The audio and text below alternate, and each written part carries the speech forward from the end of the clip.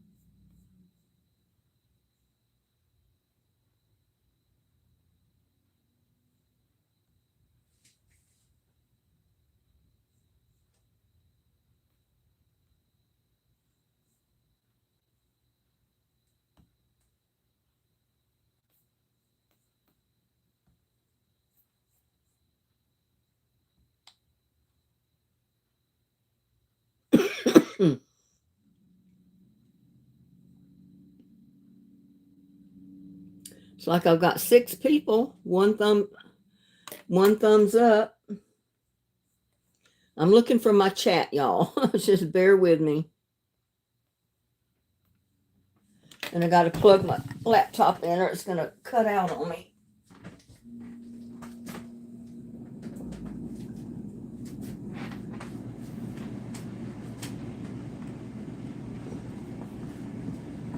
The battery bar was turning red. That's an indication that I need to plug my cable in.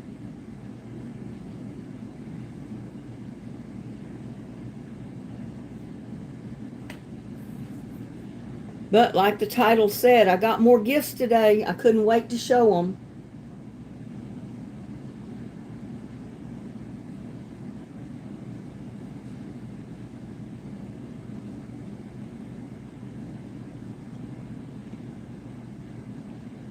Got Frida Cassidy in the house. Hi there, Frida. How you doing? Looks like I got 12 watching already. Kimberly's here. Linda 3853's here. I hope Janice shows up tonight.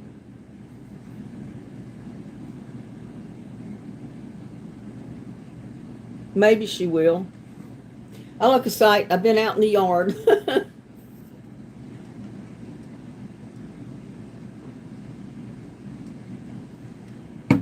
Oh, that lemonade is good on these hot days. Rodney's here. Hey, Rodney, how you doing? Got Rodney in the house.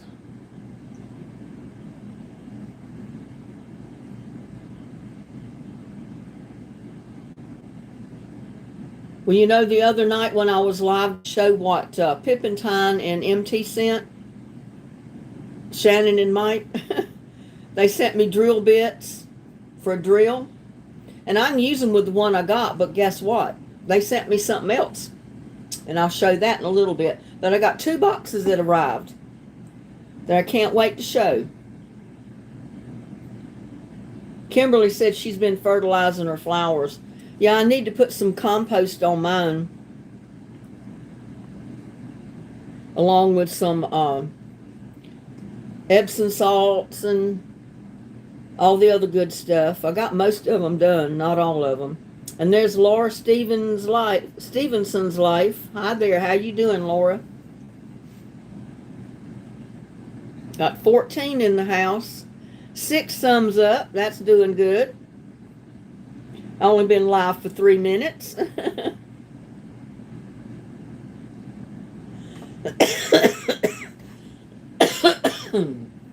I didn't intend on waiting this late, but you know, I got busy, and then finally I had to get my trash can out to the street because they pick up my garbage tomorrow. So since I never know exactly what time they're going to show up, I like to get it out there on Thursday night, so it'll be there all day Friday until they come by.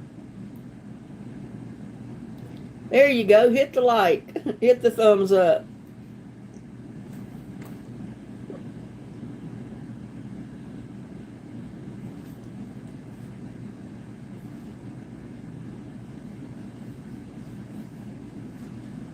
Yeah, I was surprised I got 2 more boxes delivered. It's like, oh, wow. Birthday every day almost. Well, thank you, Kimberly. It's just allergies. I mean, I've been outside.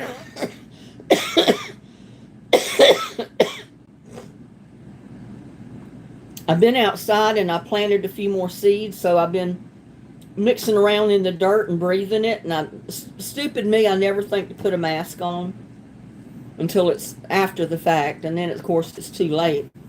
So then I come back in and I'm coughing. But it's just allergies. And the doctor gives me this Flonase stuff, and I did spray it just before I went live, so that'll help. 17 watching. Kimberly got. Hello, Kimberly. Yeah, you're the one that said you was worried about me coughing. Yeah, it's just allergies. I'm more concerned with my neck and my back because my leg quit hurting for a while. Then I got up this morning and it was hurting like a toothache all over again. It moves in my neck, so it pinches different nerves at different times. Sometimes it's up in my arm, sometimes it's in my side. Now it's down my leg. My arm is okay for the most part, but now it's down in my leg and my knee, and it really hurts today. So I'm glad I got caught up, and I was going to spend the day inside doing stuff anyway.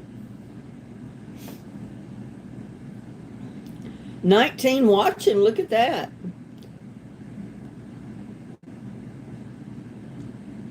IUSA, the same thing. Oh. I guess that's I use the same thing. And there's MT. Howdy, Miss Linda. Pippentine said hello. She's watching on the TV while sorting some pictures. Well, good deal. I got your box today. That's one reason I'm going live tonight. I got 2 boxes delivered. I mean, I was kind of halfway expecting one from MT and Pippentine because they said there was another box coming. But it did come, and then I got another box on top of that from somebody else, another subscriber.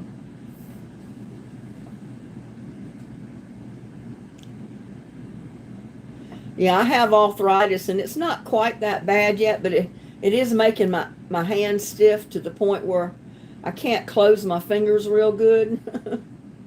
So sometimes when I pick up little objects, especially with this hand, I'm dropping them because I can't clamp my fingers down on them.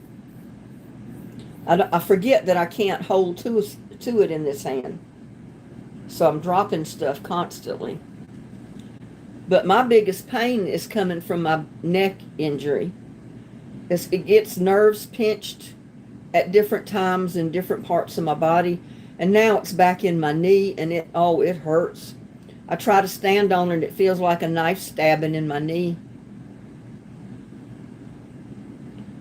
So I can walk, but it's painful. And I don't want to go back to taking all that ibuprofen. That was not good. 800 milligrams of ibuprofen is not good on a daily basis, I'll guarantee you. Yeah, it got here. I'll show it in a little bit. Yeah, my arthritis bothers me some, but not as bad as my neck injury.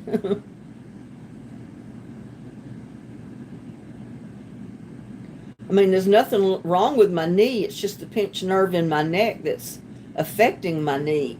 If I can just get it moved around, it's going to hurt another part of my body, but it'll be off of my knee. Oh, I got sweat going down my hair, and it tickles.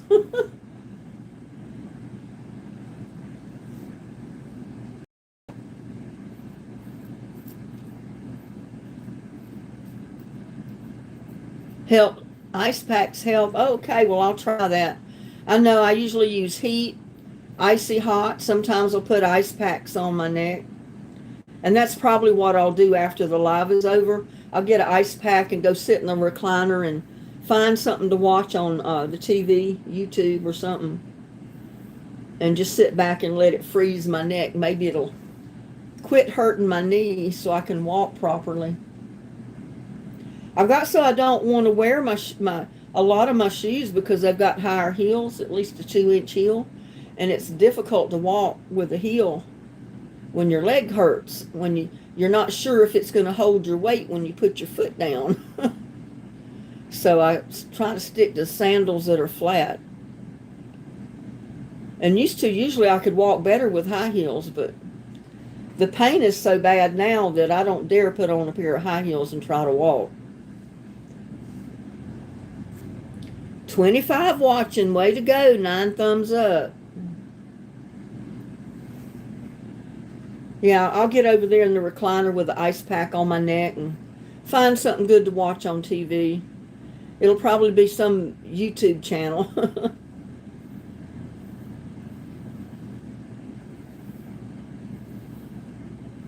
I watch some of these living off grid stuff, and I watch some of these videos with the homeless, how they've really realized how to fix a shelter to keep themselves warm and not freeze in the wintertime, living in the streets and out in the woods or wherever they decide that they can camp out. It's kind of interesting.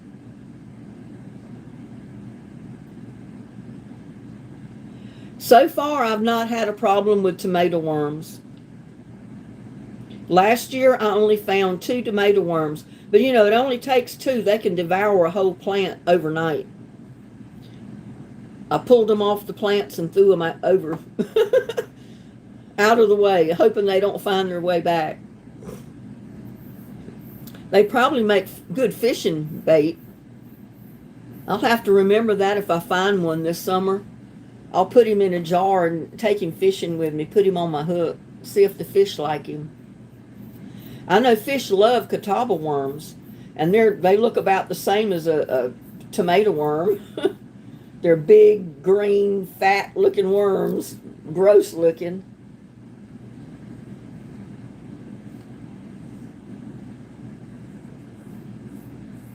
Yeah, I'm hoping that Janet pops in tonight. There's Tamara Douglas. Hello.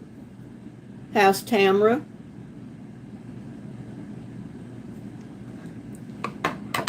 Yeah, I got Jana's seeds came back in the mail.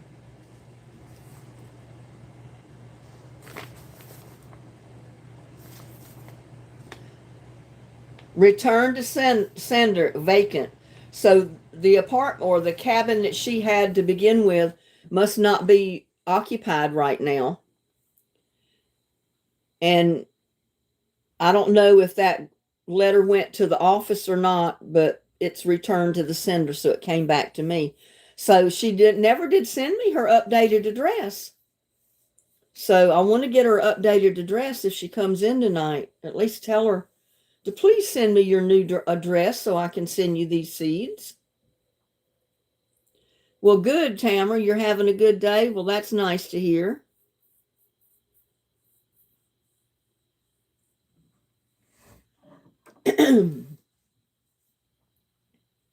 Usually those tomato worms are so big you can see them if you'll look real close. They blend in the color, so sometimes it's hard. You can be looking right at them and not see them.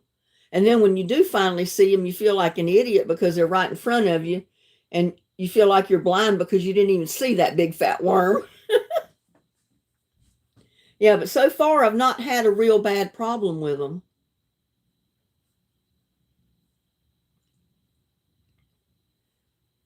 Pippintine says hello. She's watching on TV, sorting some pictures. Well, you tell Pippintine I said hello.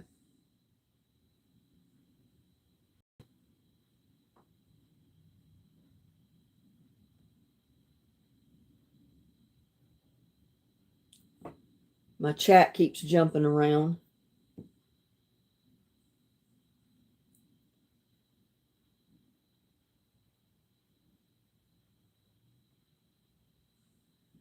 $21 watching. That's a good deal. Only 14 minutes live, and I got 25 watching so far. 11 thumbs up. Now my ponytail is pulling kind of heavy. I get tired of having my hair pull back. Feels like it's pulling my hair out sometimes. There was something else I was going to say, and I don't remember what it was. Oh well, I'll think of it by the time the live's over. Oh yeah, they gave me a fit in Florida. The fish love them. I'm gonna have to try them. I was looking at that one I pulled off the plant last year. That last big one that I pulled off of one of my tomato plants. And I said, well, I wonder if the fish would bite these things. I said, they love old catawba worms. My grandmother in North Carolina had a catawba tree in her backyard, and it was always full of catawba worms. And they're great big fat worms, green ones, like a tomato worm, probably even bigger than that. And she'd go fishing and she'd go in the backyard and grab her a handful of those old worms and take them fishing with her. And she said the fish loved them. But she did something gross with them. She'd take a match stem or a twig and she'd turn them inside out and then put them on her hook. I said, I can't do that. I might could get them on my hook, but I'm not turning them inside out to get them on there. Kimberly says it's really hot in Kentucky. The lightning has struck the BP pipeline that carries diesel fuel, and they had to evacuate people. Oh my gosh. That's terrible. Oh, my leg. I can't hardly bend my leg without it hurting my knee. I have some of those trees, great fishing worms. Yeah, they are. Do you turn yours inside out? I watched my grandma do every one she put on her hook. She turned them inside out. I guess the fish smelled them more or something. I don't know. Maybe it attracted the fish more. But I said, there's no way I'm turning them inside out. That's gross. I'll just get them on the hook the way they are. No, he said. Donna says, I don't turn them inside out. I'm not going to either. But I'll take them fishing with me. I haven't been fishing in a while because they messed up my fishing spots. Out at the state park where I fished off of their pier, they dragged the lake and got all the brush and all the stuff that everybody put out, like bales of hay, stuff like that for the fish to attract the fish up there, because some people complained that they couldn't fish because their hooks get stuck. Well, they didn't know how to fish out there. That's why. They complained to the game warden, and finally they got people out there to drag the lake around the pier. And now it's hard to catch fish because there's nothing to attract them up there. You live in a little town, everybody was scared. MT said, when I was young, we used to have silkworm nests. They made good fish bait too. No, I'm not turning them one inside out either.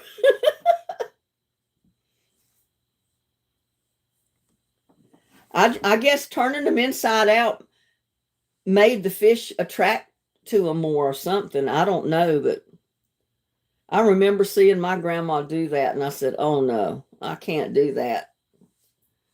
I could manage to get one on my hook. I might have to hold him with a stick to get him on the hook. He's so big. But I said, I ain't turning him inside out. No way. But yeah, it made fishing bad. And then you can't fish past dark because of the snakes. They've had the state park closed after dark because they don't want campers in there overnight because of the snakes. They don't want fishing in there after dark because of the snakes. And they did have a bad problem with some people coming in there, almost taking up permanent residence in the campground because it was free camping. It's a state park. There's no running water or anything like that, but there is a bathroom. And there is grills and picnic tables and stuff like that. But you got to bring your own drinking water and all. But people would come in there and camp out, and your limit is 2 weeks. You can only camp for 2 weeks. And people were coming in there just staying forever, thinking they could take up permanent residence. And finally, they had to start running them out and told them they could only stay 2 weeks. And they said, well, what about going to the state park on the other side of Granbury? They said, no, it's still the state park, and you've already stayed your 2 weeks. That's the same as this one. If you stay 2 weeks in this one, you can't go to the other one and stay 2 weeks. So it was getting bad, and I think that's another reason they put the signs up, and they said the park was closed after dark because and it says beware of snakes, which they never had those signs up before. But I used to throw my hook out, and when I reeled it in, sometimes I'd have a snake on it. And shoot, when I saw it was a snake, guess what? I cut my line and let the snake swim off with the hook and all. I wasn't wrestling with no snake.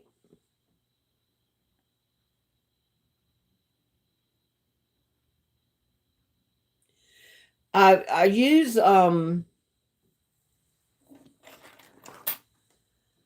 chiropractor tool. It's a pressure point. That helps. I do have a little neck brace that holds my shoulders back and up, but it doesn't do anything with my neck here. It just my shoulders. And that's just one I bought on my own. And I put icy hot sometimes on my leg, and sometimes it will help because it affects the muscles going up my leg all the way up to my neck. And sometimes it will help move that pinched nerve. And after a few days, sometimes it'll ease up and not hurt as bad. Or sometimes it'll quit hurting altogether. I called to make an appointment to go in for the doctor to check me. And I know there's nothing he can do except doing an MRI, and he probably wouldn't want to do that. And the lady that was going to schedule the appointment basically talked me out of it. She said, well, they're not going to do surgery. You may not end up wanting to go to the chiropractor here, because my chiropractor's gone. He's not here anymore. Or I'd have already went to him, and I probably wouldn't have this problem. So I didn't get that appointment. I didn't go. I said, well, that's new. Usually you don't call to make an appointment with your doctor if you got a problem, and they talk you out of making the appointment. I don't know.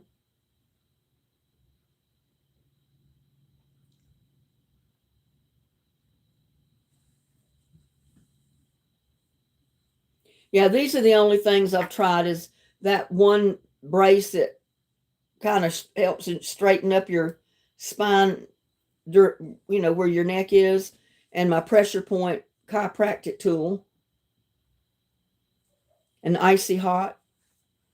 And like I said, I'm going to put some ice on my neck after the live is over and see if that'll help. I'll just freeze my neck. That's what I used to do when I had headaches. Oh, tell you, sometimes I had these god-awful headaches.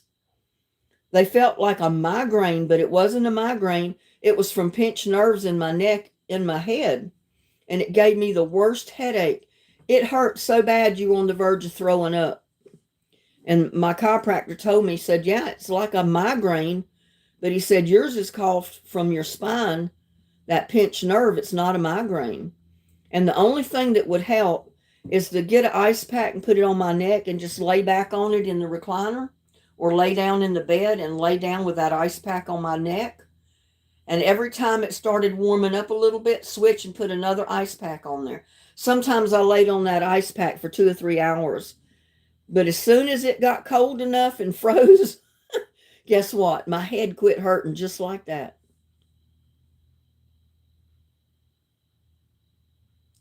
There is also lidocaine patches at Walmart. You need some relief, yeah. I didn't know that. I've never looked for lidocaine patches. Biofreeze, a good bit around here.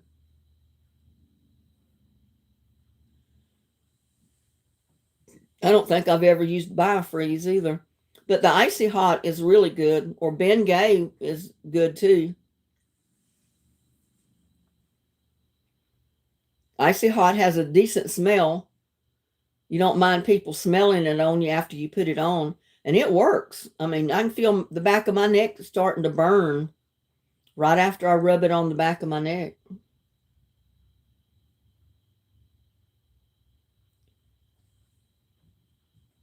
Yeah, I'll have to check out some of those other things to use. I got a mosquito flying around my ear. If I slap myself, you'll know I'm hitting that mosquito. I'm not going crazy. Then I kept feeling something hit the top of my arm, and I was afraid the next thing I was going to feel a bite. It's about the same as icy hot, yeah. The Bengay, icy hot, and a lot of those are, they all work similar. Some might be a little better than others. I don't know. And I've even used Vicks Vapor Rub, just like Gladys said. And believe it or not, it works. I just don't like the fact that it gets everything all greasy, but it works. I've tried it quite a bit, and I might go back to using it this time. I might have to wrap my neck up in a towel after rubbing it down, but because if I don't, I'll have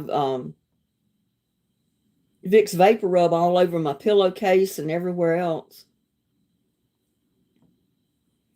But the thing about Vicks Vapor Rub, just like rubbing it on your chest, you don't realize it's even doing anything, but it does. And that's the same way with putting it on the back of my neck for my injury. You don't feel anything. You don't realize it's doing anything, but you get up in the next morning and you know it worked.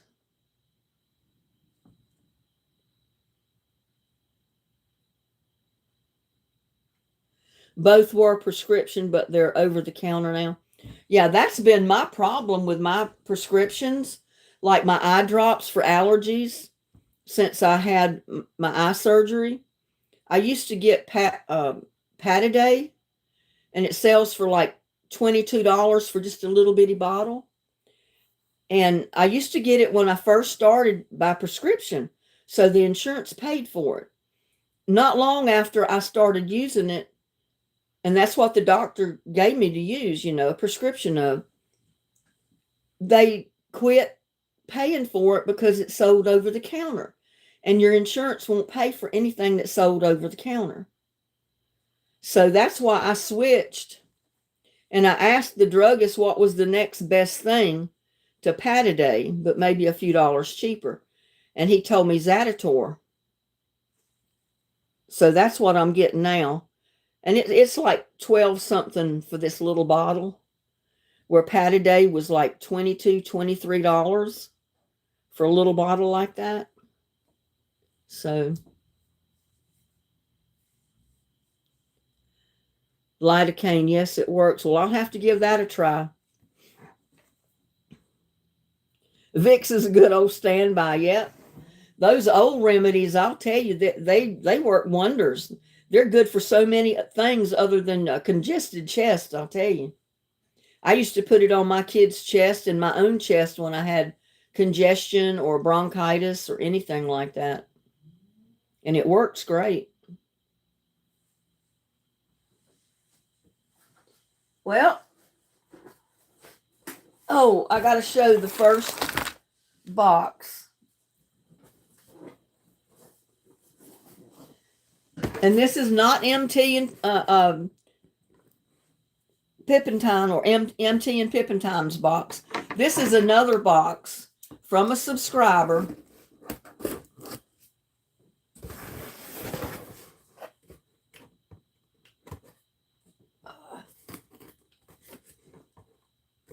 I can get it open.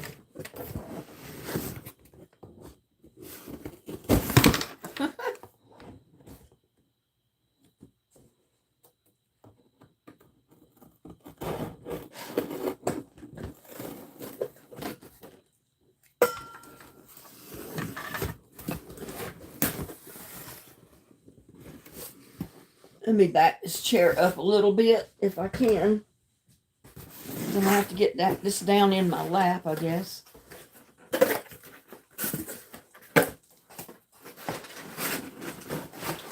Then another box.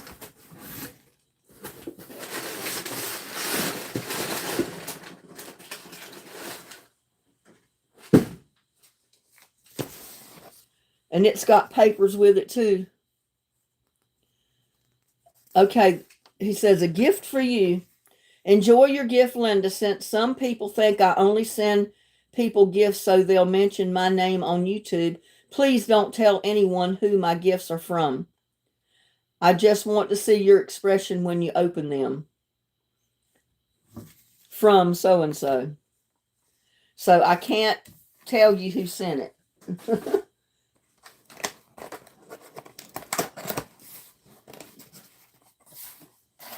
Oh, this is one of those things that's got a...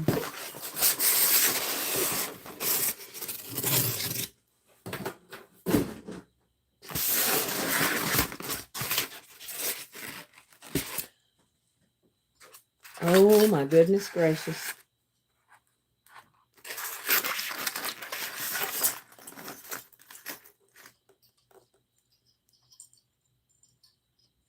I don't know. It's got a light up there, and it's like got a candle inside.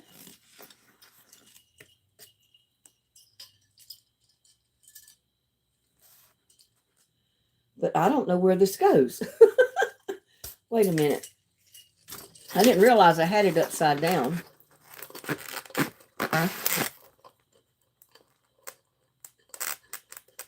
I think the light goes in that little slot.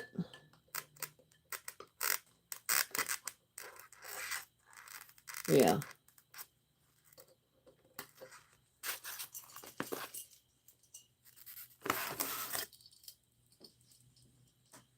Look at that, y'all. Oh my goodness. It's solar. But I don't know how they...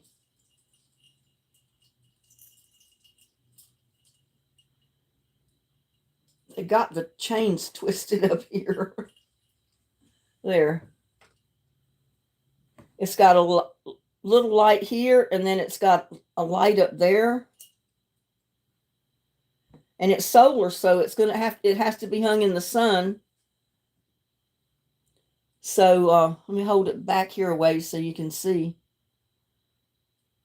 So that lights up, and this lights. So it's got to be hung in the sun. It's got a solar panel on top up here. I love that.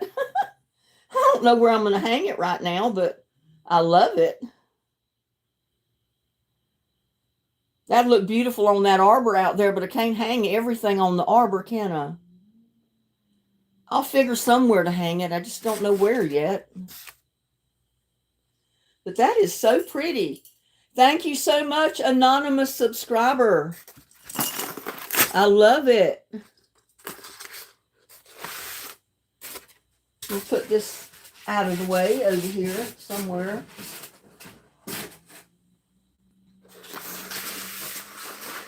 That's going to look really pretty in the yard out there hanging. Somewhere where I can find to hang it that the sun will hit that solar panel. But thank you so much. And this...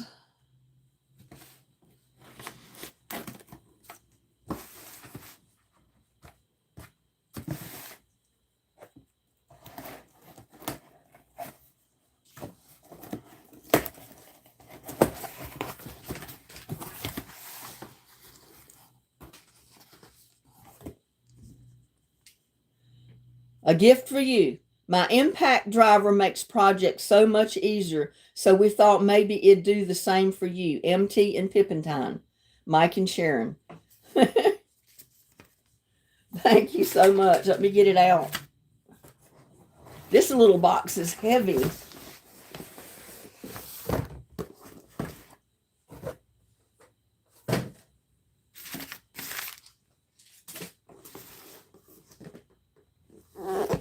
Get it turned around so I can show you the picture. Look at that, what they sent. MT and Pippentine. Mike and Sharon sent me this impact drill. Battery operated, so you can charge it up and not have to worry about dragging an electric cord around. I'm sure I'll get some use out of this, MT. You tell Pippentine I said thank you very much. And you too, thank you very much.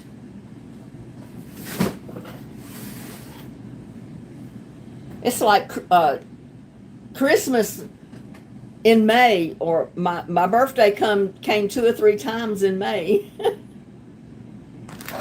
And here I never moved the other thing that Pippentine and Mike sent, or MT. These were the drill bits for that drill. When she said something else was coming, I figured it must be the drill that went with these.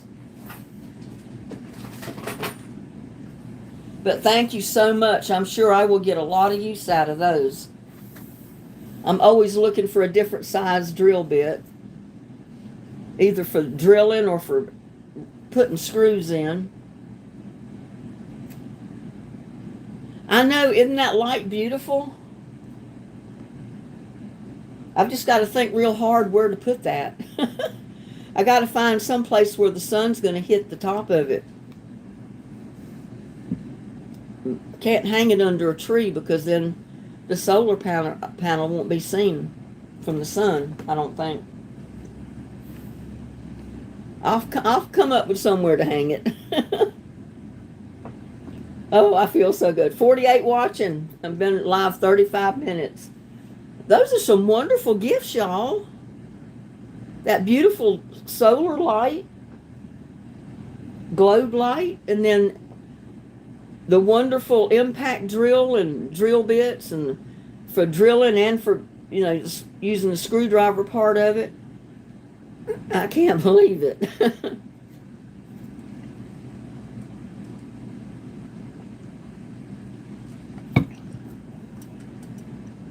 MT says, you're very welcome. We appreciate all the work you put in these videos. Well, thank you, MT. I try to produce good videos, something I think people would watch, something that maybe I can give people pointers either on gardening or cooking or whatever. I said, it may help somebody. I mean, I know a lot of people know more than I do about gardening and cooking and everything. But everybody cooks different. And everybody might garden a little bit different. And I said, maybe they'll pick up something somewhere along the way, either with cooking or gardening. I don't know. But yeah, I just had to go live tonight and show that. And I was just hoping so bad that Jana would show up to let her know I need her mailing address. This card came back with her seeds in it. It said, return to sender, vacant, unable to forward. I can't believe that. It looks to me like Jana would have had a forwarding address on her old address. But maybe it's been long enough that they don't do it. Who knows? I guess they don't do it forever.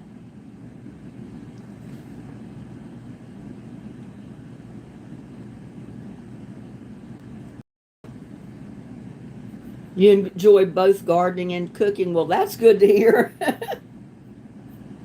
One of these days I might try to do another concert when I can quit coughing so bad.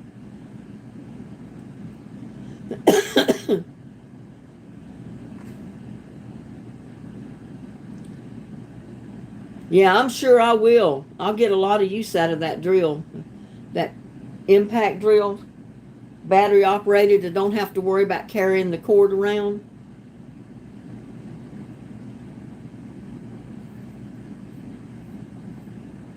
I can't believe you subscribers. You're awesome. You're awesome people.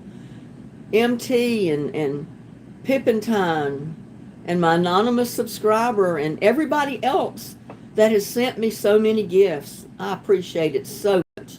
You don't know how it makes me feel in my heart to know I've got people out there that I've never actually met face to face that think enough of me to send stuff like this to me.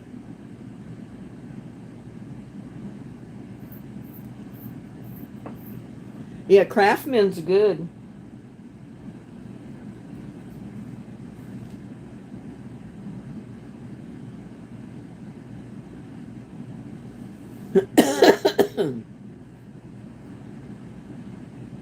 Well, since I started winding my little leaders to the cucumber vines that started to go up the trellis that I put up for them, They must have known I put that trellis up for them. They're growing and they're latching onto that thing and they're going on up.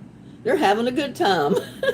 Same way with the ones on this other arbor over here that I have the beans planted in the middle and I got the cucumbers on each end. They're coming and they're starting up the ends, starting up the sides. And they're full of little blooms, so they should produce me quite a bit of cucumbers.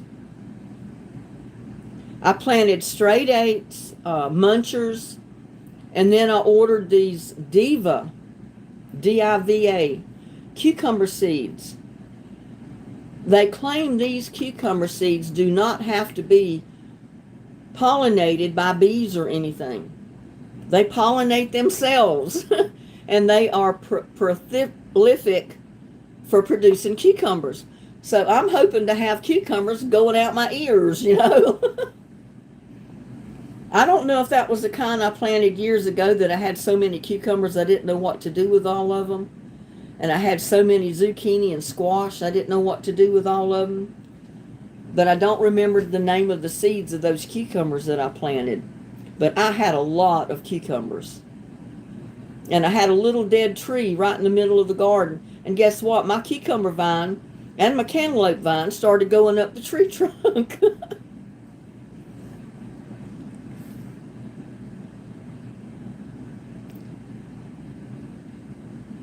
Tamara Douglas says, I have one of those solar hot air balloon lights. They light up beautifully. Cool noodle. Well, thank you. And Cherokee's in the house. Hello, Cherokee.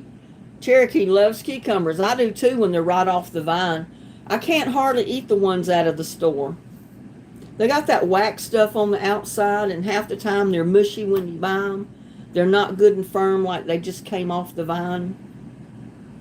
They just have a different taste. I mean, they're good cucumbers, but they just have a different texture and a different taste. I tried, but the ants ate every one of my vines. They started growing and they were like 6 inches long. Went out there the next day and there was ants covering where they were and the vines were gone. They devoured the gourd vines. I didn't know ants would eat the gourd vines that way. Why do they like them so good? I've got some seed. I guess I could replant some this year and maybe put something out to kill the ants, keep the ants away. Because that's the only way I'll be able to grow some gourds is to keep the ants from eating the plant. I mean, I couldn't believe it. They completely devoured the vine. I went out there the first day and there was like a stick out of the ground that tall. Just one little plain stick. They ate everything else. The next morning I went out there, the little stick was gone. I mean, you couldn't even see the stem of it in the dirt. They'd eat every bit of it. That's what I was going to do with those gourds. I was going to see if I could make some birdhouses. But the ants made a smorgasbord out of them. Or a buffet.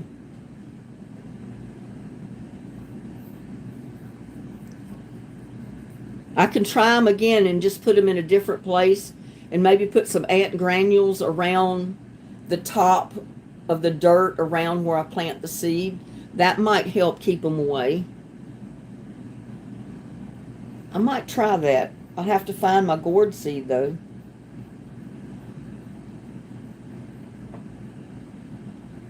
Oh, I'm itching.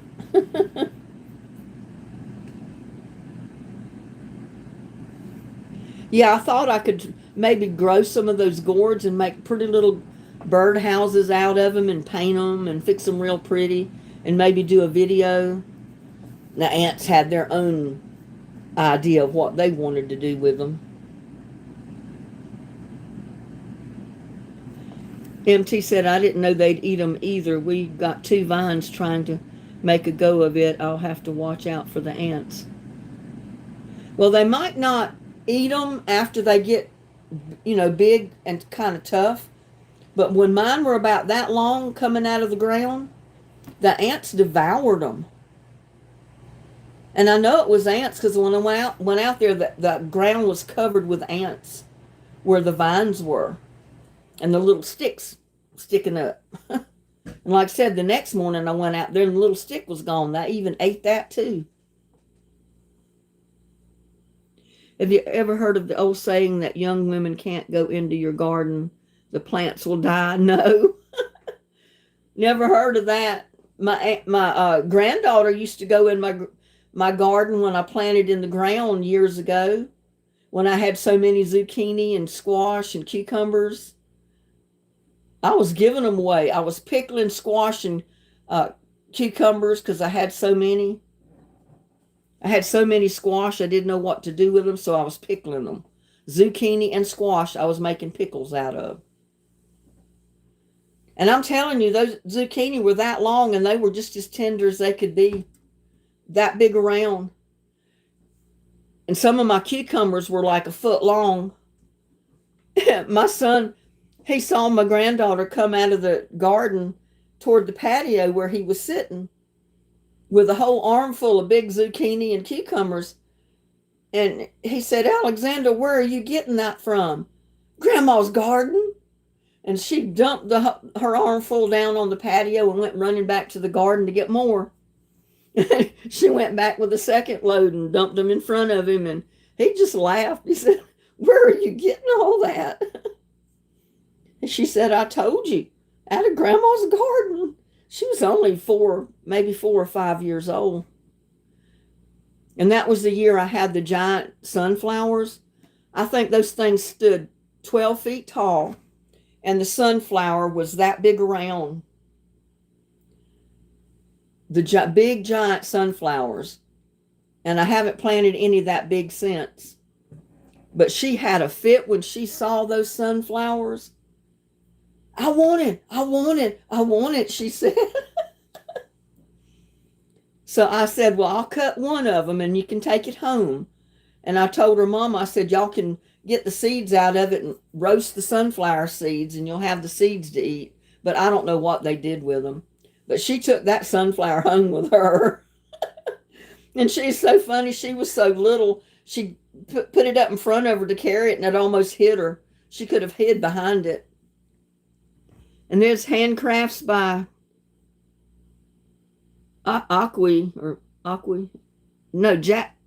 Jackie. Handcrafts by Jackie. Handcrafted by Jackie. I know somebody I'm not seeing tonight, and that's Joshua.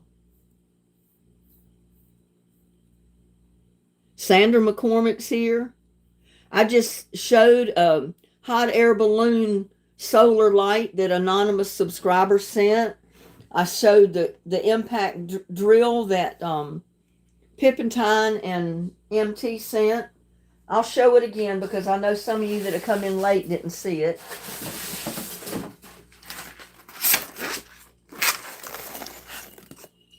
This is the hot air balloon light. It's a solar light, so I've got to hang it outside somewhere so it lights up, but it's got a light down here, and I guess this is a light up in here too.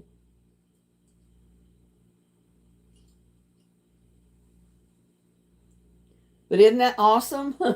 A hot air balloon solar light.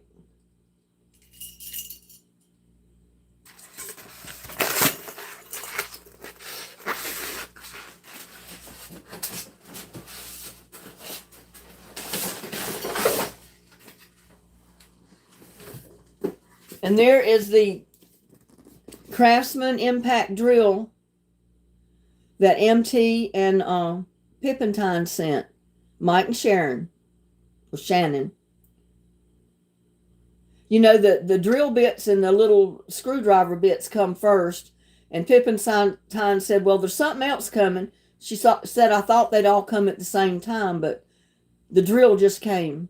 And I got the drill bits a few days ago. But that's awesome. That is totally awesome.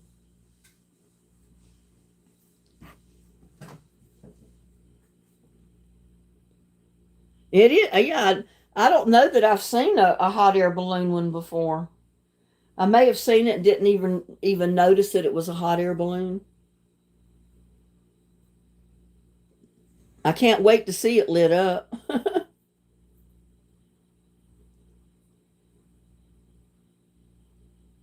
How's Handcrafts by Jackie doing? Well, I've got fire ants and I've got all kind of ants in my yard. I don't remember which ants it was that seemed like they were black ants. I'm not sure. We've got little black ants here, we got little red ants, and we got the big fire ants here. The fire ants are the worst because they hurt. I was out putting out ant granules yesterday, and the day before that I was out with the sprayer spraying the wood chips all around the garden for ants and any kind of bugs that come along. Well, that's good, Handcrafts by Jackie. I can't imagine where Joshua is tonight. Maybe he's asleep.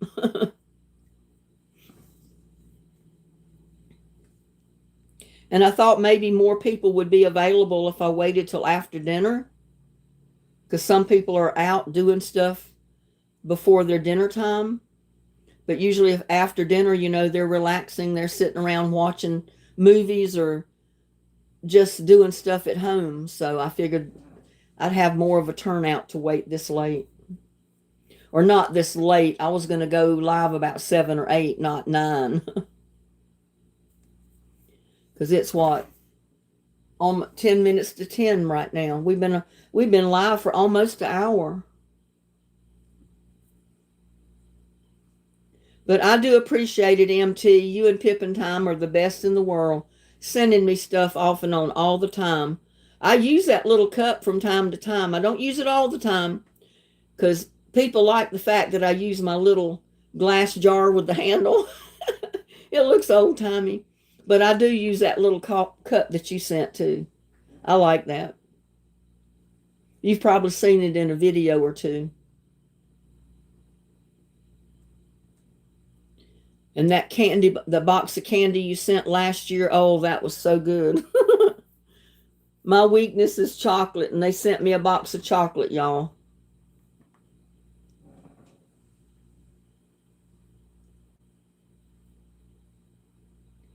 I just hate it when some people want to send stuff and I can't tell you who it was that sent it. I've got 2 anonymous subscribers. Well, they're not anonymous subscribers. They're anonymous when it comes to sending gifts. They don't want me to tell who they are. Oh, I'm sure it will, MT.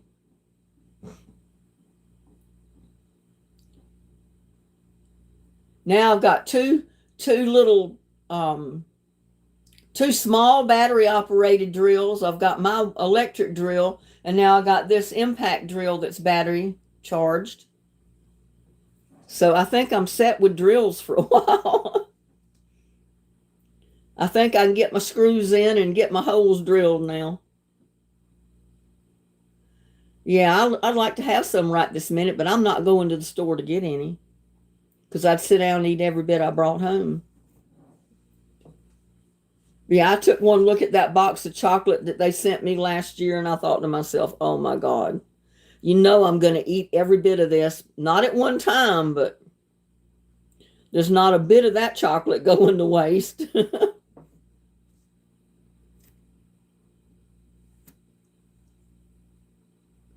I haven't seen Tamara Aimling either tonight. Joshua, Jana, Tamara Aimling. But, they probably got other stuff they're doing.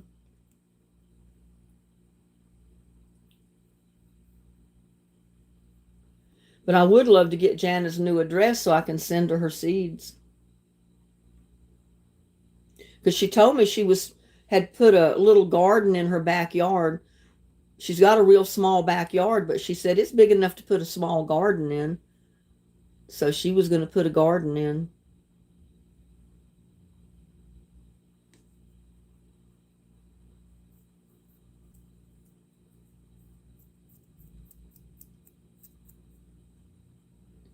What's everybody doing tomorrow? Got any real neat plans for tomorrow? Jaime came and mowed my yard today, so that made me feel better. I don't have knee-deep, what do you call it, wiregrass or whatever that stuff is. It grows straight up, and it's just like a little stick, like a shoot of hay, broom straw, and it was all over my yard. I mean, the other grass was flat, but then you got like 2 feet of this wiregrass sticking up. And all you have to do is cough or sneeze toward that stuff and it grows. You don't have to water it, or you don't have for it to rain on it. And as much rain as we've been getting, oh my God, that stuff has grown like crazy. Yeah, I just, for the last couple of years, I struggled mowing. It was just the fact that it bothered my neck and back really bad to mow. Not to mention that it just seemed like it was doubly hot out there. And I'd have to stop 4 or 5 times in between mowing and take a break. So I just said, if I can find somebody that will mow for me, I'm not mowing. So I put an ad in, what was it, on community? The community, what do they call it? Web page or something for this area. And I advertised for somebody to mow the yard, and he answered and somebody else did.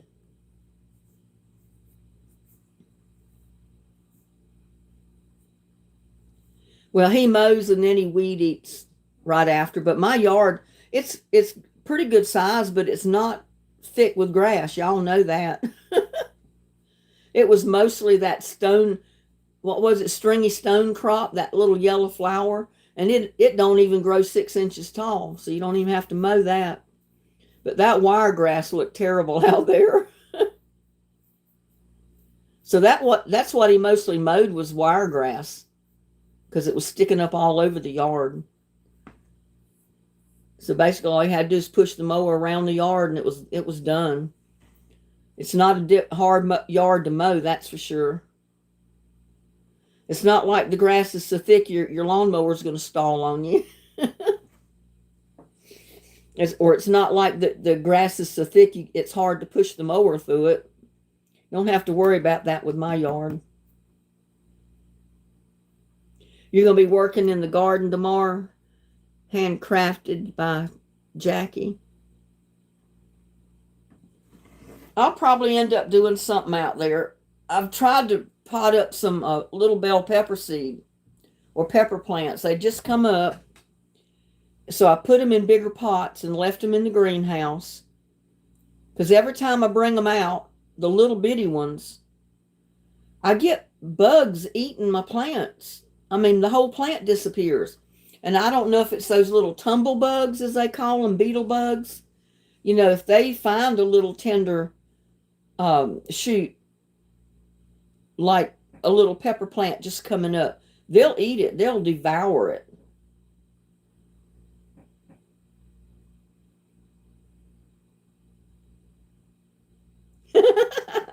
You love cleaning, but as you're getting older, you'd rather be cooking or eating. Yeah, that sounds like a winner to me too, Tamara. And there's Jerry Starcher. Hello, better late than never. Yeah, we're about ready to wind things up. But I got 2 boxes delivered. Pippentine and MT sent me a impact drill to go with those drill bits they sent. I'll show it again, I guess. That's what MT and Pippentine sent. Battery operated, so it can be recharged. And then the sender that sent this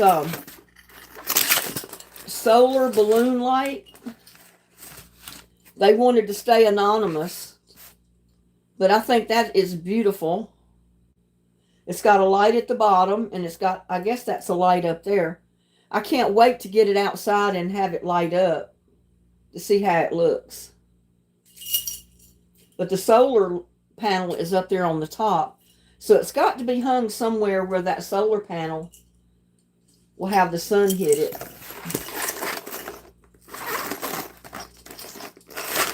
I'm breaking all this styrofoam up. I'm going to have it everywhere.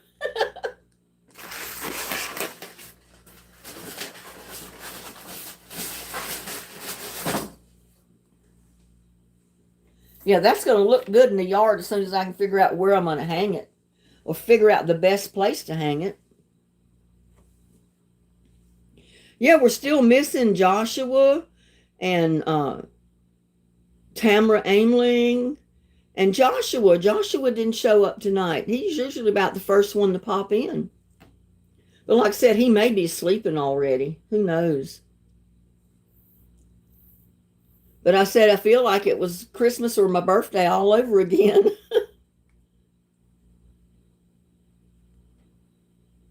That's what I always say, Jerry. Better late than never. Sometimes you can't always be certain place at a certain time, especially when you weren't planning on it. And this was a surprise live. I didn't decide to do it till this afternoon. I was debating just to do a video and do it or go live and do it. So I decided I'm going live.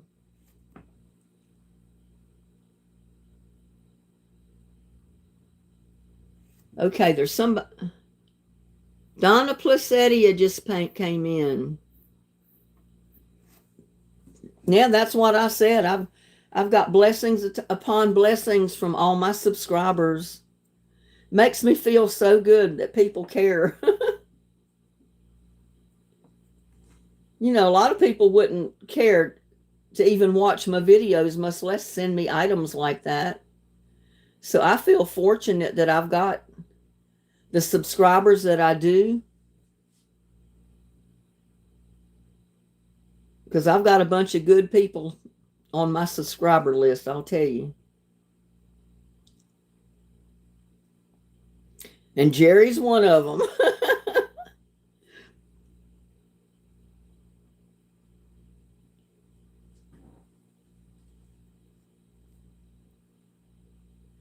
Yeah, I know. I've been wanting to do spring cleaning, and every time I think I'm going to get it done, either my back acts up to where I can't.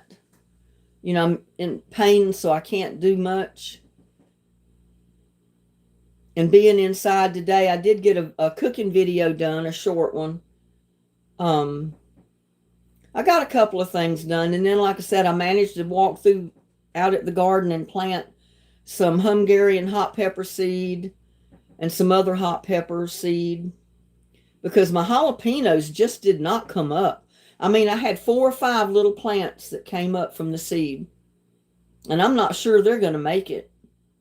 So I said, I'm going to get out there and plant some more Hungarian hot peppers this year. Because they did well, really well last year and the year before. And then I had some mixed hot pepper seed that I had saved one year. They were jalapenos, the habaneros. It was all different kind of those hot peppers mixed up together. Because I had about 6 or 7 different hot peppers in my garden. I had the little ones that looked like a little bitty tomato almost, but they were fire red and they were hot, hotter than hotter. I saved some of those seed. So I'm hoping some of those were in that mixed seed. And the habaneros, you know, get really big. I think they're the ones that get pretty big. Because I had one big hot pepper out there that got really big.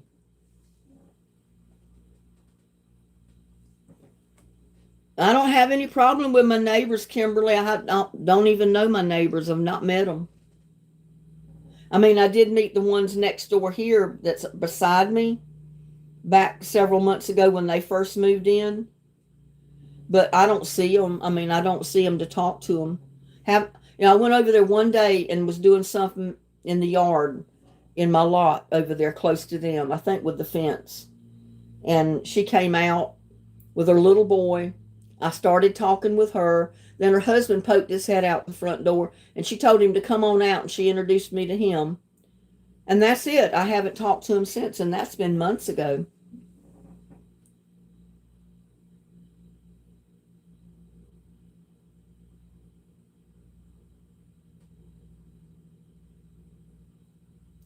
Put out some okra seed and only one tiny sprout is left. Well, see, the ants don't bother my okra. I think every one of my okra seed came up that I planted, and so far they haven't bothered them. I mean, I haven't got a ton of them, but I planted some in that little swimming pool thing where I planted some last year, and about half of them have survived. I stepped on a couple putting up that little trellis, so I don't know if they'll survive after me stepping on them or not. But I transplanted some in my cinder blocks over here on this side of the yard where I've planted them every year. Used to, I'd fill every single cinder block up with them, but then I almost put a fence up to where I couldn't get to my other plants behind it. So I didn't fill all of them up this year, just part of them, about half of them.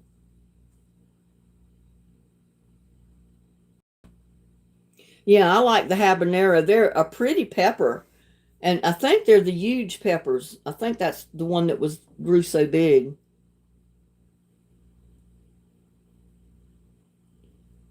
And they produced quite a bit of peppers last year on that one plant.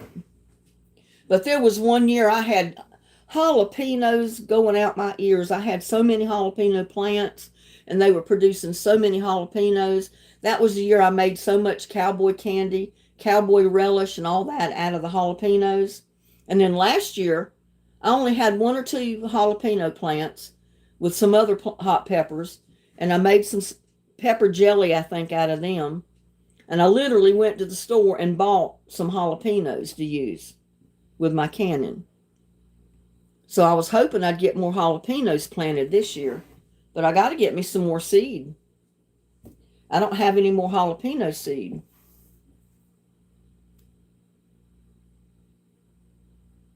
The ants like your watermelon, and well, I found if you'll sprinkle some ant granules around in your pot or wherever you plant your seed, that will keep the ants away from your plant long enough for your plant to get big enough that they'll leave it alone. Because I found after the plant gets a certain size, the stem gets a little tough, and they don't want it then. They want it when it's real tender and only like that tall. That's when they hit mine. So I started putting the ant granules around. Just kind of ward them off before the plant even sprouts up. And then I keep something around it until it gets big enough that I know they'll leave it alone. But I don't think they ever bothered my melons, my cantaloupe, my watermelon, or any of those. Maybe they were too busy with everything else in the garden. I don't know.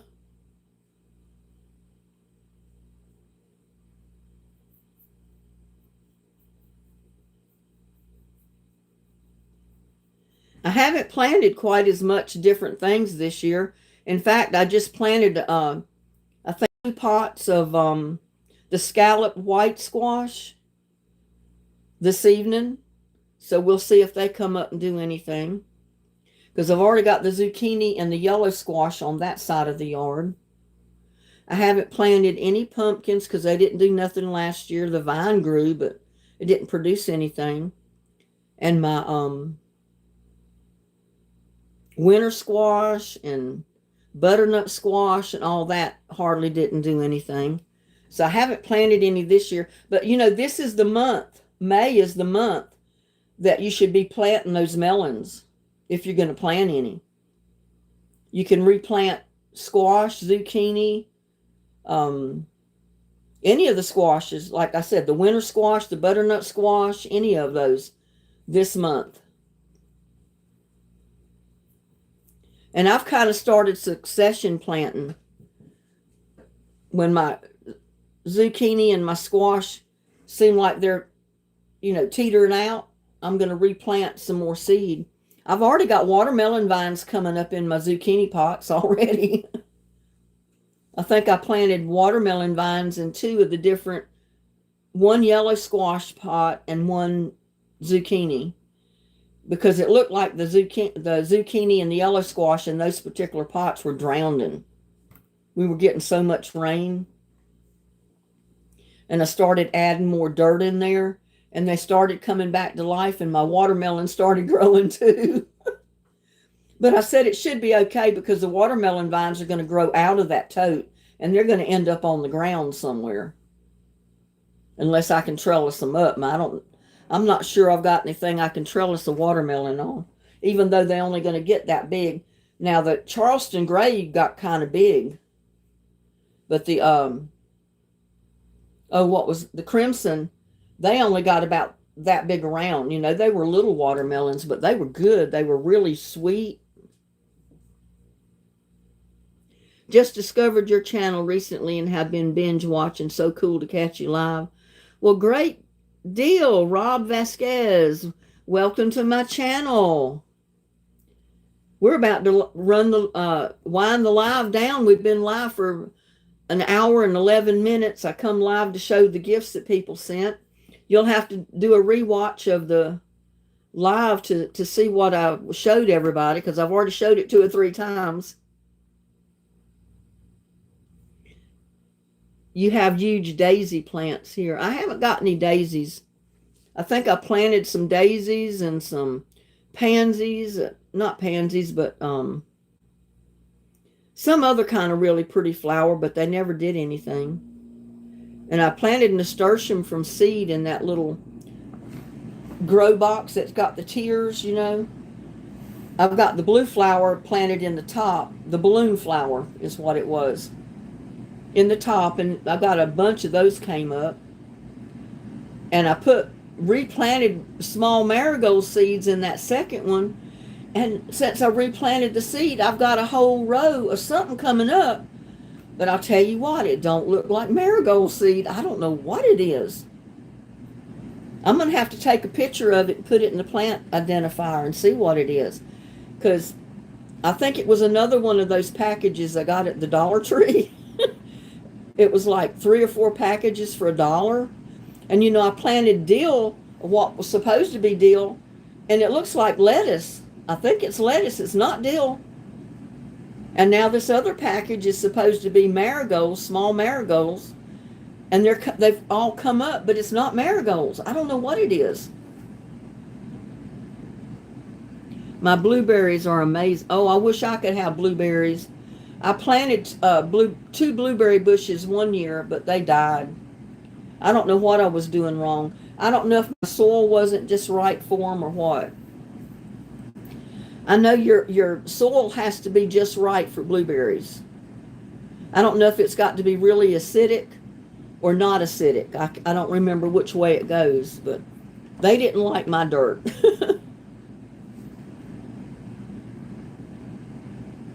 And see, I can't keep blackberry plants alive. The blackberry and the raspberry plants that I put in the opposite end of those raised beds where I planted my grapevines in the front side, they died. They never produced leaves or nothing. They just died. My grapevines are growing. They're starting to climb the trellis. They like acidic soil, I believe, yeah. I knew it was one way or the other. So mine is what they don't like because they didn't live in my pot out there. I planted them in a 5-gallon bucket. And I've never tried to grow blueberries before because we had them growing all around us back home. We had fields of blueberries, and you could go up there and pick them. You know, you could go to work and make money picking them, and then you could pick some to bring home or eat your belly full while you're picking, which I did. Yeah, blueberries are in the wild, but we don't have any here.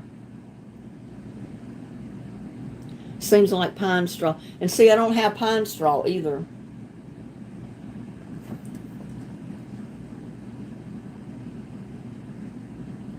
Cindy says, like here, you must have a lot of pine trees. I know there's a lot of pine trees back home, so you can get all the pine straw you want just about anywhere. My brother, when he planted his garden, he used to mulch his garden with pine straw. After they started coming up and producing, he'd put pine straw all up and down the rows. And he said that the plants love the pine straw. Huge amount of berries. That sounds good. I'd love to have a huge amount of berries. I'm just anxious to see if my grapevines are going to produce any grapes. My elderberry bush is full of those clusters of little blooms where they produce the berries. And I've tied little aluminum pans and stuff around, to keep the birds away from not eating the seed. So it will produce. So we'll see. I don't know. And I've been picking strawberries off and on, but like I said, every time I go walking through the garden and I see a ripe strawberry, I'm picking it and I'm eating it. Sometimes I'll pick a handful and I'm eating them before I even get back to the house. What's my absolute favorite meal to cook? I don't know. I've got several, but I think fried chicken is my best. I love pasta of just about any kind. I love lasagna, but I love my fried chicken. Fried chicken and mashed potatoes and gravy. Oh my God. Could eat my weight in that. I just like a lot of food. That's my problem. I have a healthy appetite too. Yeah, fried chicken is the best, Cindy.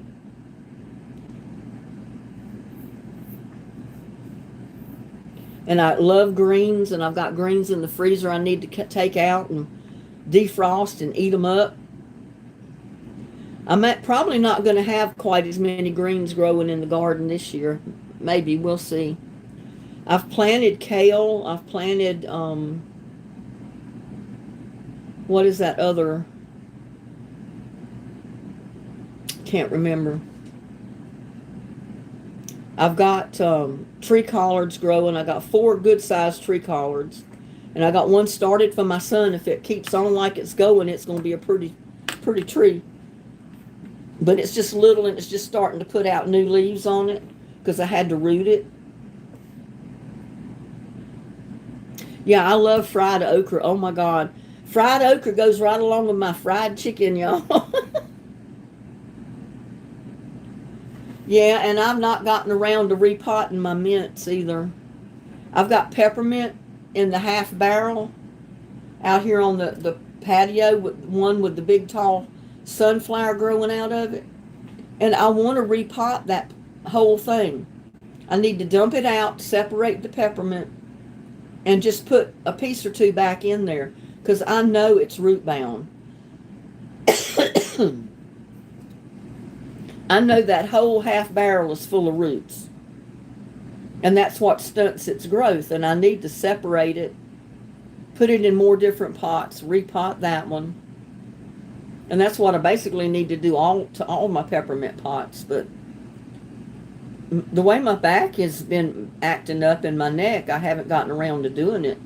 I've been doing other stuff instead. Getting other stuff planted and all that. Not repotting the peppermint.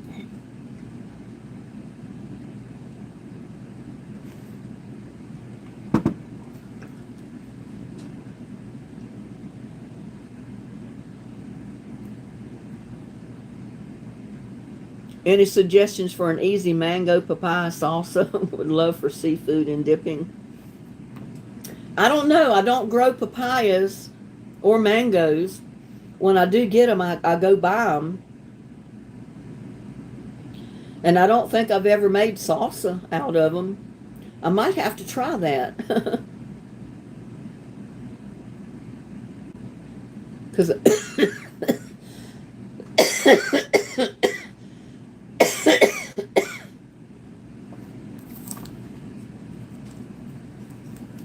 I do love my seafood, so.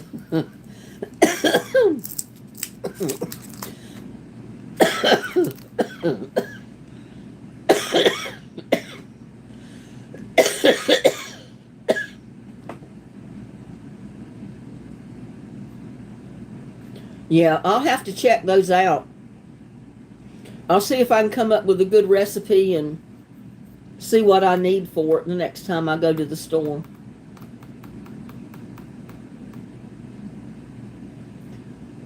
Puree mangoes and papayas. Add cayenne pepper.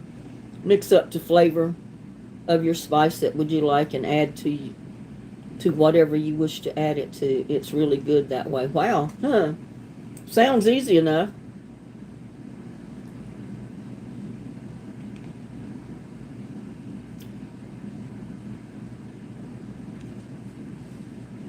You know, someone else mentioned that, Rob, about the fried green tomato BLT.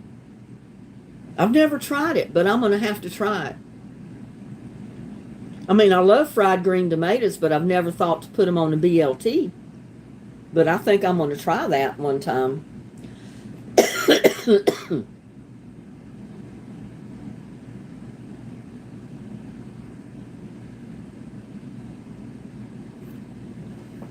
I grow tomatoes in my garden. I have grape tomatoes, cherry tomatoes.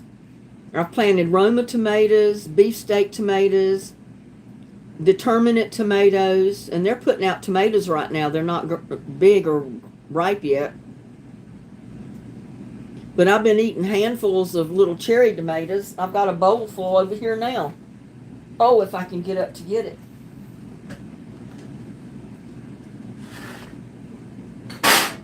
Oh, that was my squash that rolled on the stove. A bowl full of cherry tomatoes, and I saw I needed to go out there and pick some more today because I saw bright red ones on the bushes out there. And there's one of my, what is it, cabanella peppers. It's supposed to be red, but I got anxious and I picked it before it turned red. But it's a sweet pepper. It's not hot. I've got one banana pepper plant out there, and I got the one cabanella sweet pepper. But the picture shows it's red. It's not green, but you can eat them green. Yeah, I love these little tomatoes like that. I go walking through the garden, and I do them just like I do my strawberries. I'll eat them right off the bush. Because I don't spray my tomatoes with any type of poison or anything. I can eat them right off the bush out there. Oh, it's not, Kimberly. It's just allergy.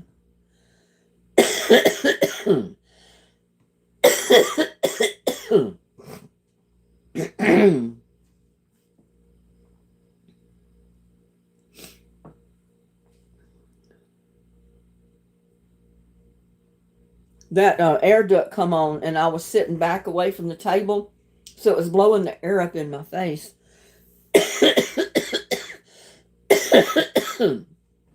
That's one thing that got me coughing that bad.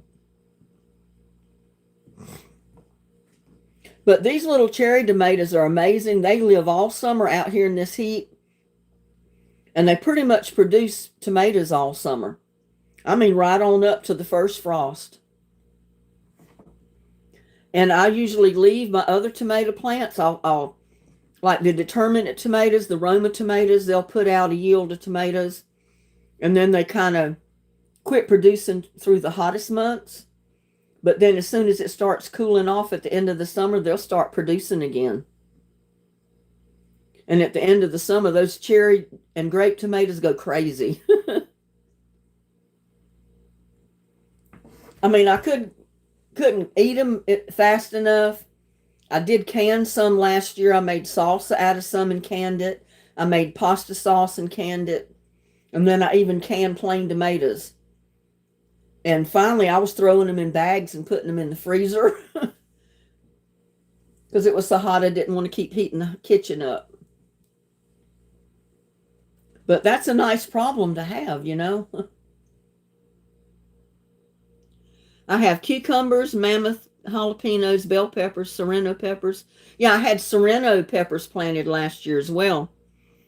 And I'm hoping that mixed hot pepper seed that I've got has got the habanero, the serrano, ghost peppers, all of it. It's got like 7 or 8 different pepper seed in there.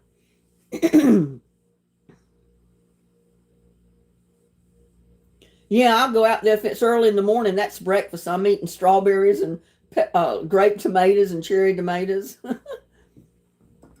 And then if there's an asparagus that's popped up, I'll break it off and eat it too. I haven't gotten the cucumbers yet, but I will pretty soon because my little vines are full of little flowers. You have allergies too, Cindy? I feel anybody that has allergies, I'll tell you. I have fought allergies like this ever since I've lived in Texas. I mean, I had allergies before, but not this bad. In North Carolina, there's a lot of trees, and I know I was allergic to the pollen and all of that, but it's so humid. It keeps the air kind of cleaned out, toned down.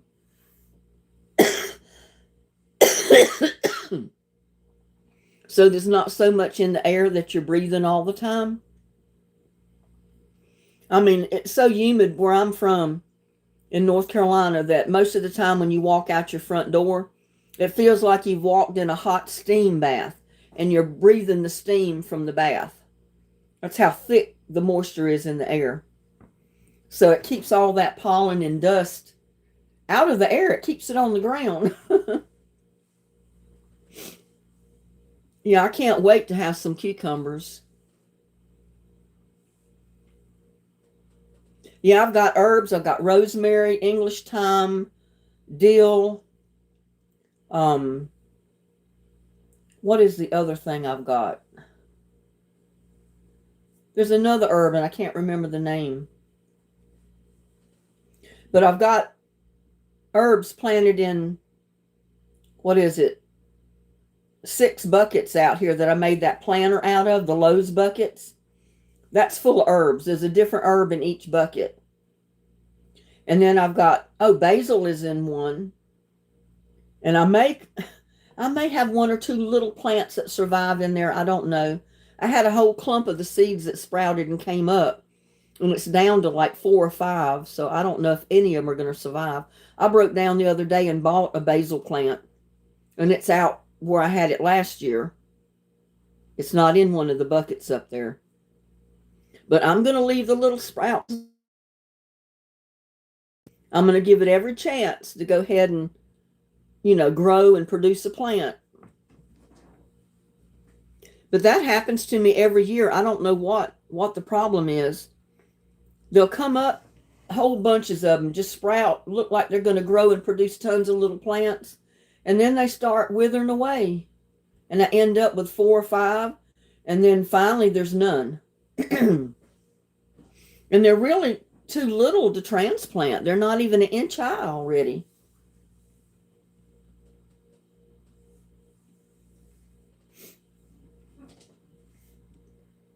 Yeah, some of my peppers I planted last year were so hot. You didn't want to accidentally bite into one thinking it was a sweet pepper, because that would make you very sorry.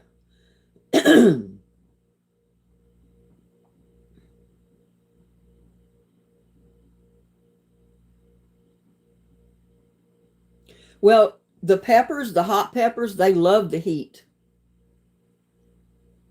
A lot of plants don't like the extreme heat, but the peppers do.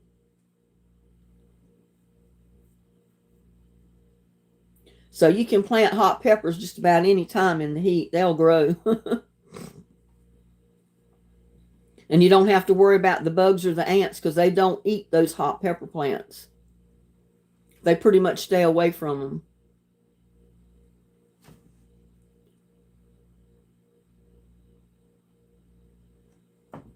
This is the highest pollen count in 25 years. I don't blame you for oh, wow. I didn't know that. No wonder I've been coughing and sneezing. I went to my son's house over last weekend and we went out for birthday dinners and I was sneezing. Not coughing so much, but I sneezed several times. But down where he lives, there's a lot of ranches. There's a lot of fields that are full of hay because of horses, cows, and that type of thing. And the closer I get to his house, the more I sneeze. We don't have quite that much up this way. We do have some, but not as much as down where he lives.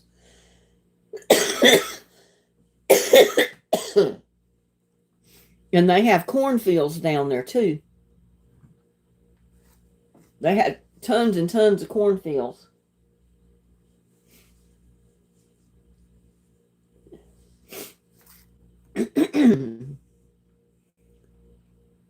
I have rosemary, sweet basil, mint, and lavender.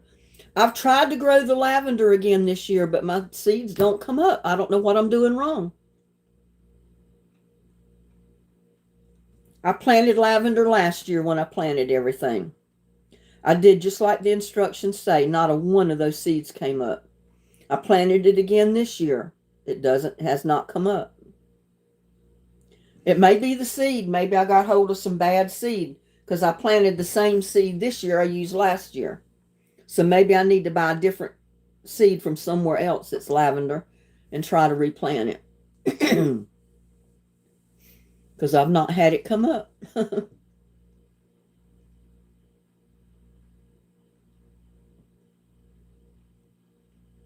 And I planted what they call sea kale from seeds. It sprouted up real good, and then it started raining so much it just about drowned it out, every one of the sprouts. I've only got a few of the sprouts left, and I don't know if they're going to survive. I may have to plant more of those.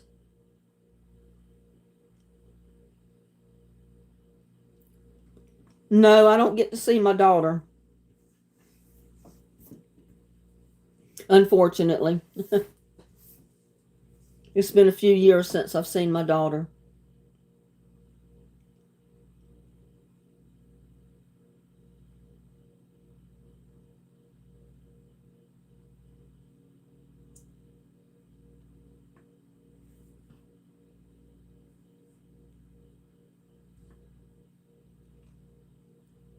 I planted hydrangeas one time out here, and they started growing real good, but they never survived the winter. Never came back up the second year.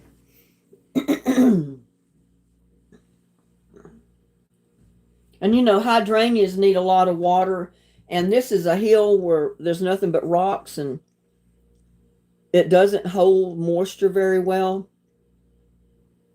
So I planted it in a pot, and it looked beautiful that first summer, but it never came back after that. Do you strictly grow by seed, or do you? No, I mix it up. Some of my pepper plants I bought, like the cabanella is one that I bought because I didn't have seeds for that. The other, like a banana pepper, it's not a banana pepper, but it's like one. I bought that plant. And let's see, I bought something else. Trying to think, what was it I bought? I think I did buy one Roma tomato plant. And that was before I ever put my Roma tomato seed out. And then I ended up with a ton of Roma tomato plants. Some are huge, some are little bitty yet, because I planted the seeds at 2 different times. But, you know, they're growing. I live in Canada, and it's been a winning and losing battle with frost. Oh, wow. Well, see, like the second week in March, here we don't worry about the frost. And then we don't have our first freeze till like the end of November, sometime the first couple of weeks in October. So we have a long growing season. It just gets hot here in Texas. Sometimes it just gets too downright hot for the plants. They just burn up. You just have to keep a lot of water to them, which sometimes I can't do since I'm restricted to how much I can water. And there's I don't remember how we pronounce your name, Kyrayli. Glad you can make it. Well, thank you for that. It'll be all right. It's just probably going to take another week. But then it'll move around and hurt somewhere else. There's Alfonso. Hi there, Alfonso. How's it going? You're finally at the end of the winter in Colorado. Well, good for you. I know it was like 105 here in Texas, and I drove to Colorado with a friend of mine that owned property up there. They asked me to go with them to their property, and you needed a sweater. The closer we got to his property, the cooler it got. And in Texas, it was 105 degrees that day.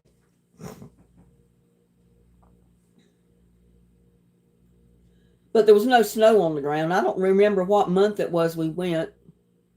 It was in the summer because it was 105 degrees.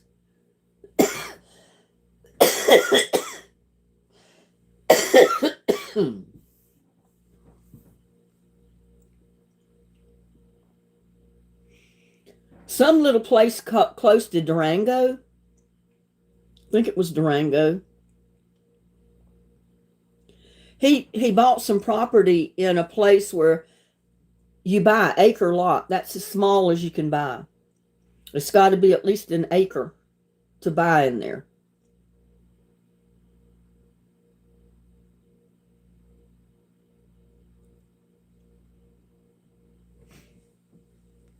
I know, well, my daughter's got her own life, and I guess she doesn't feel like she's got time for her mom. Or maybe doesn't want to make time for her mom. I don't know.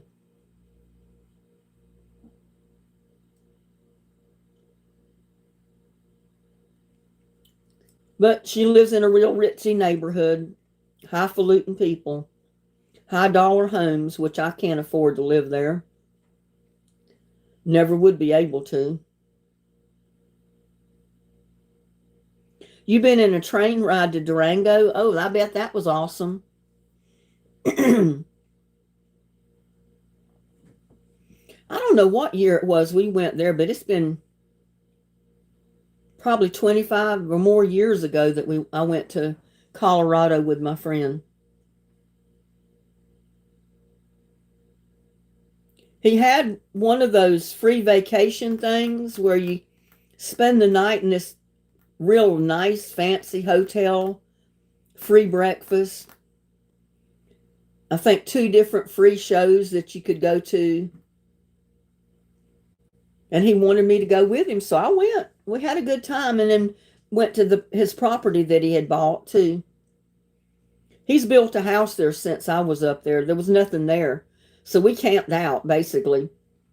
He's got a house built there now. He lives there full time. His mom moved up there with him she was from New Jersey, and he was originally from New York. You know, when he come to Granbury, and his mom eventually came here too, so I did meet her. She was a really nice lady.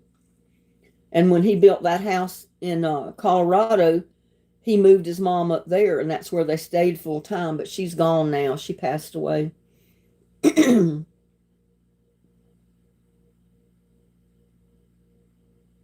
Oh, I know those cherry tomatoes. I got the Harvest Gold cherry tomato. It loves the heat. And they turn like a goldish orange color, not a red when they're ripe. So sometimes I'll walk by the plants when they're close together, and one plant's got the red little cherry tomatoes, the other one's got orange ones, and you would think they weren't ripe, but they are. You got to remember those are the Harvest Gold ones, so they're not going to turn a red color.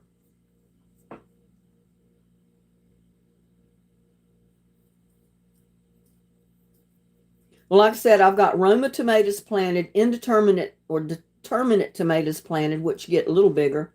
And then I've got beefsteak tomatoes. And they've just started producing little bitty marble size tomatoes on those beefsteak plants. I think I saw 2 on there yesterday. So they're not big enough to do anything yet. But you know, the beefsteaks get pretty good size.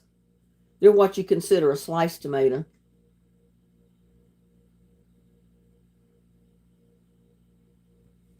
Yeah, I know all those little bitty tomatoes, any of the grape tomatoes and the cherry tomatoes, they love the heat here in Texas. I put up a shade cloth over them last year because I thought it was going to kill them, but I don't think it would hurt them. I haven't shaded them this year because the ones on the other side of the yard only got shade part of the day, and I think the ones over here get shade part of the day.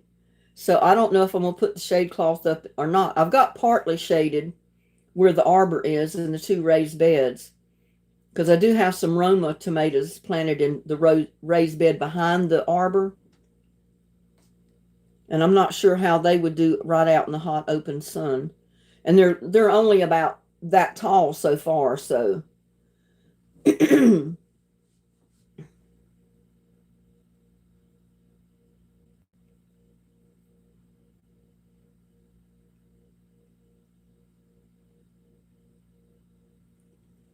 well, I had purple tomatoes last year. I planted the purple tomatoes, some kind of a pink tomato, and they were supposed to be slicing tomatoes. I haven't planted those this year. I don't even know if I've got any more seed for them. I've got black-eyed peas planted for the first time, and the plants have come up. They're, I've got some pole beans that are climbing the arbor, and the black-eyed peas are next to them because I don't know if they're going to climb or if they're going to end up being a bush bean, because I think there's both kinds of black-eyed peas, and I don't know what kind I planted. I just know they were black-eyed peas.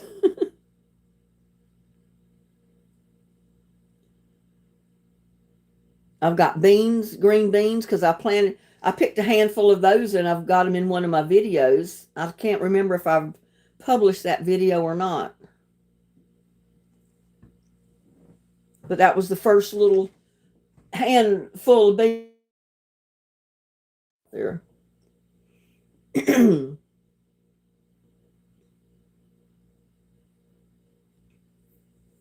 Yeah, I got peppers, I've got beets growing. I've got red onions. I've got yellow onions. I think I planted white onions. I've got Egyptian walking onions.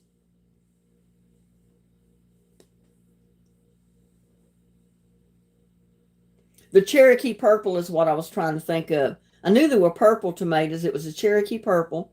And they do look a purple color when they're ripe. They look weird.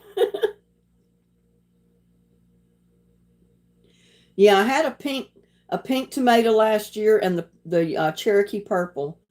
So that might be the 2 that MT's talking about. But I don't think I've got any seeds for them this year.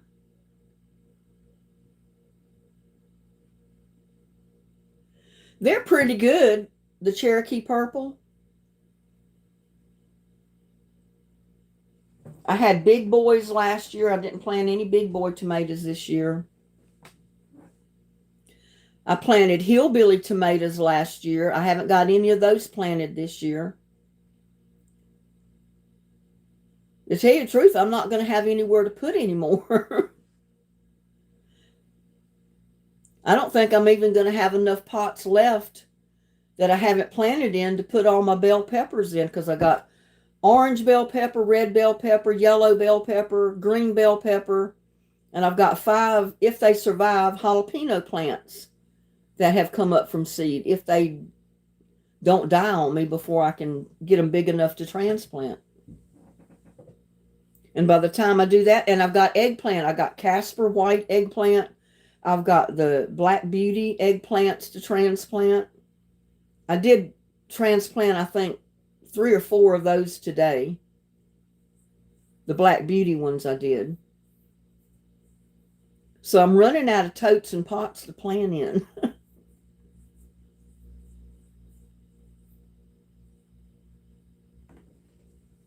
But this is the first year I've tried black-eyed peas. I've never planted them before.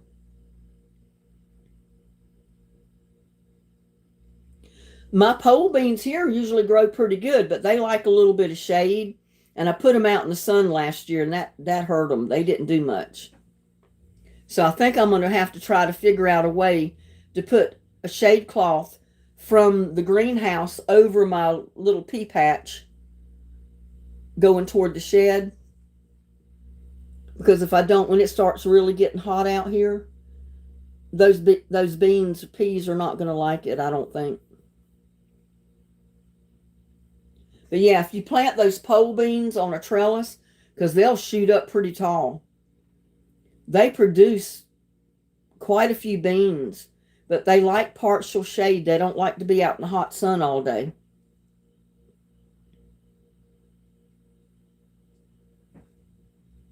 So I got my cucumbers and my green beans planted where they get partial sun, partial shade. I don't think they're going to burn up from the sun this year. But my black-eyed peas might if I don't put a shade cloth up over there. And I don't know how I'm going to do it. I got to figure out a way to get it up.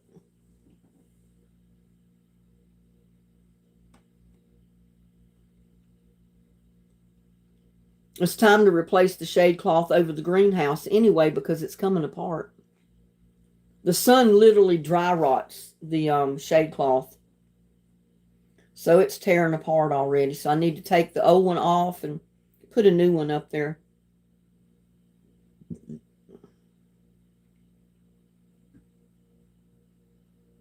No, I've never tried pickling beans, Emily.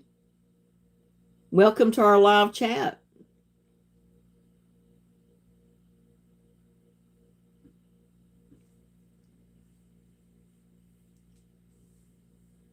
And when I planted them in the ground, butter beans did well here.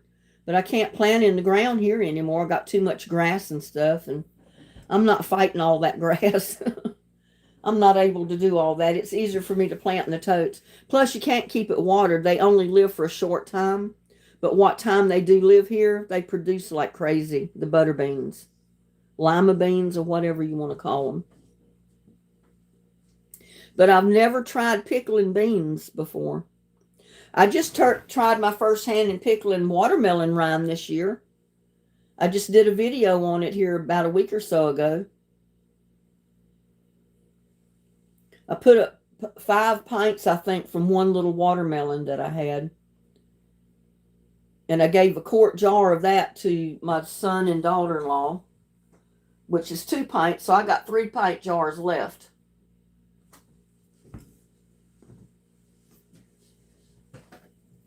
Oh.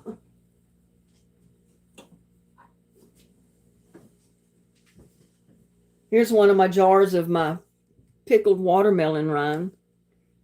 It's got a cinnamon stick in it.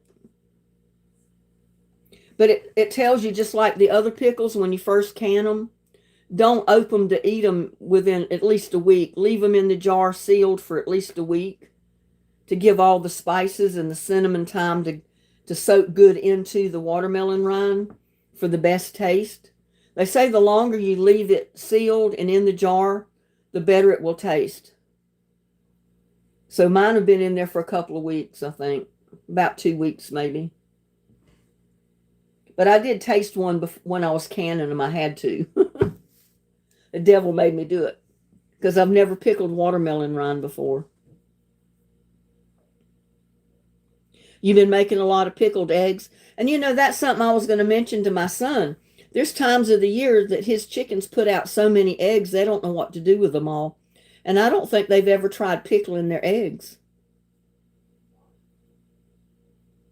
When it gets real hot, the chickens quit producing, really. They only produce 1 or 2 a day.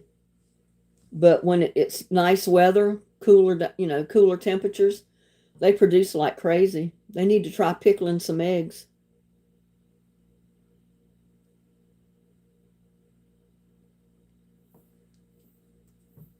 Yeah, I guess it's because my mom never pickled beans. My grandparents never pickled beans. Nobody ever knew back home pickled beans that I know of. But they did pickle watermelon rind. They put up watermelon, they called them preserves.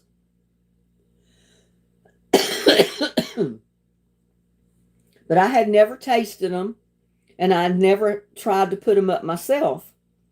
And I got that little, it wasn't a real tiny watermelon. It was like a medium-sized watermelon. Medium to small.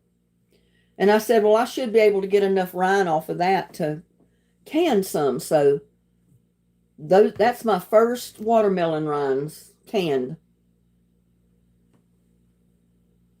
I'm going to have to open a jar of them pretty soon and see how they taste.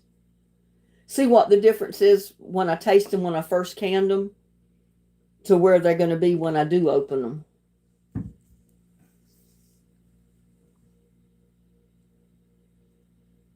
Mushmelons. I don't know what a I like cantaloupe. I got honeydews, early dew melons, and I haven't planted any of those this year yet. I'm probably not because I've run out of space to plant anything. I really have. I like to try a few different things each year. So I don't, from time to time, plant everything exactly what I planted the year before.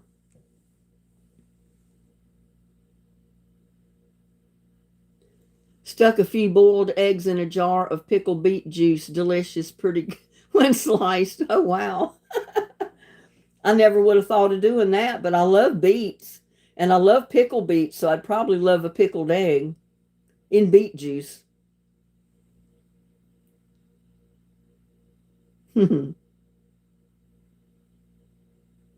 But, you know, the old timers years ago, they water preserved their eggs. They took big gallon jars, like the big pickle jars, and somehow they water bathed their eggs, and they could keep them for a long time in jar in water. I don't know how they did it. I don't know if they added salt or something to the water or what. But they said that was the best way to preserve an egg. And when you take it out to cook it, it's just like taking out a fresh egg.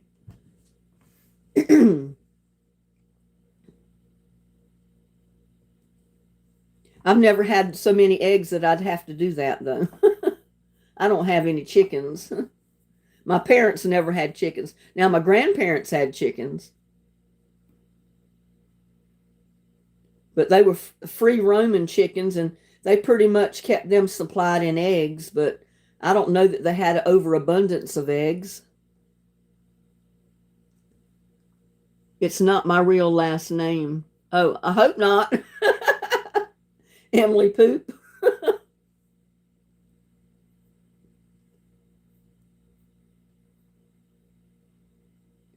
Well, I know I've heard of people taking like dill pickle juice. When they take all the dill pickles out of the jar, they'll drop boiled eggs in it, and they say that's good.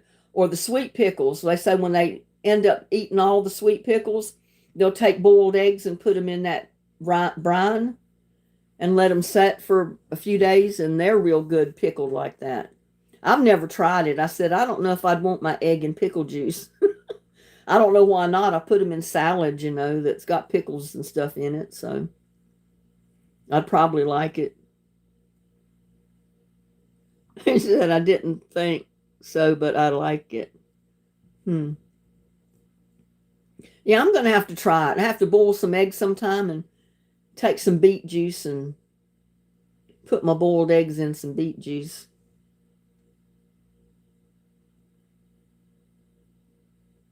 Your grandpa puts hot dogs in the pickle juice. That's the first I've heard of that. That sounds kind of funny, but I bet it's good. Yeah, I planted ground cherries a couple of summers, and they are good. They taste pretty much like a cherry when you eat them. But mine, they would drop to the ground before I could catch them when they were ripe. So I missed getting a lot of them. I think bugs ate more of mine than I got to eat.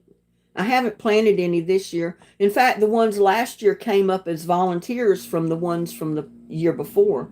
I don't think I've got any that came up voluntarily this year. But they are good.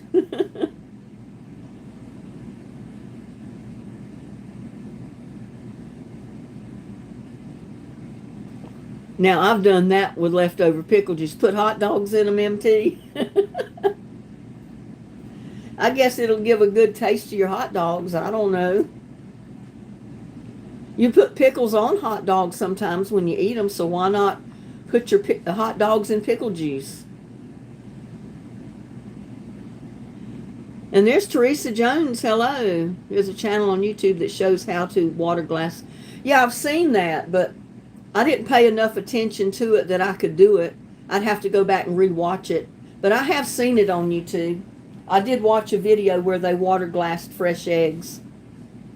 And I meant to mention that to my son, that they needed to watch that video so they'd know how to water glass eggs, and they could save a bunch of eggs for when the eggs, the chickens were not producing very much. That way they'd have plenty of eggs through the slow season and when they pick back up.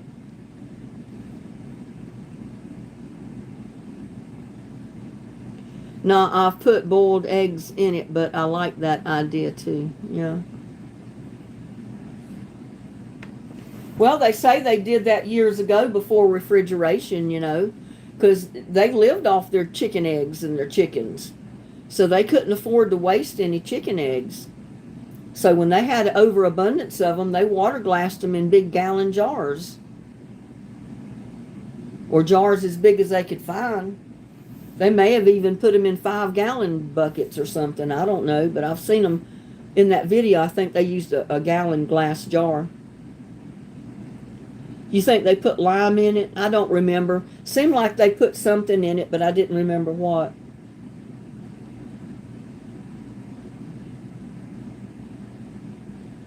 Yeah, but that'd be something I'd do if I had, my own chickens, and I was getting so many eggs that I couldn't eat them all as fast as they were coming in. I'd want to preserve them like that.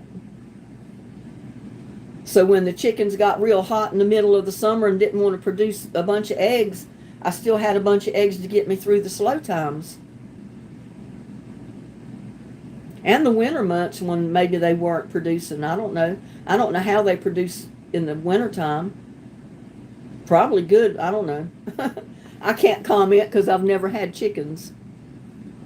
I just know my grandparents had them. My son's got them. But I'm not there all the time, so I don't know all the ins and outs on the chickens.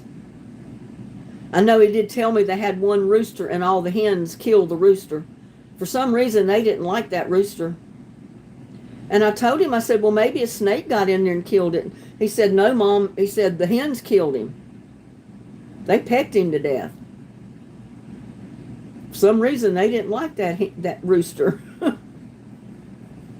I said, I've never heard of that, but who knows? I don't, like I say, I haven't been around that many people that raise chickens, so I don't know.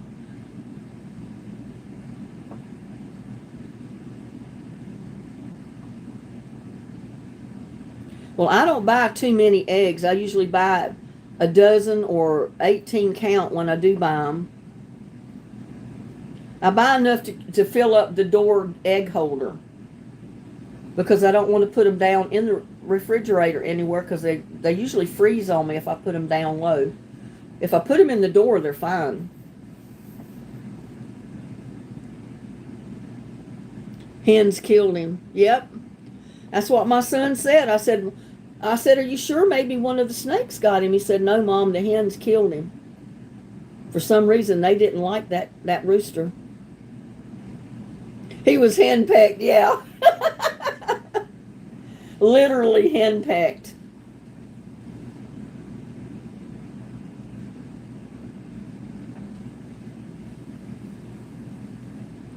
Well, I would buy them that way, but I couldn't eat them up very fast. And like I said, the only place I've got to put them is up in the egg holder in the door. And it'll hold, I think it holds 2 dozen eggs up there.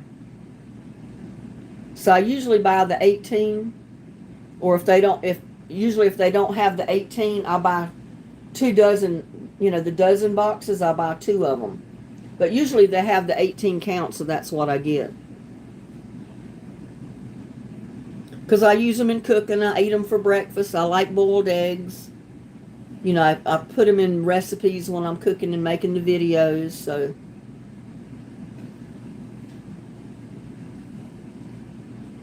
we got 51 watching, and we've been on here 119 minutes. That means we've been on here almost 2 hours, y'all. I can't believe it, and I'm not even yawning. Usually I'm sitting here yawning away because I'm tired. I'm going to sleep. I slept good last night. And then I got over in the recliner with the massager thing and the heat going on my hip and everywhere and up my back, thinking it would help my leg, to quit hurting, help that release that nerve up in my neck. And I almost went to sleep. I think I did doze off for a few minutes.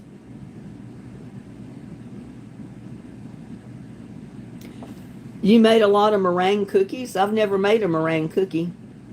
That sounds good. I've heard of them, but I've never made them.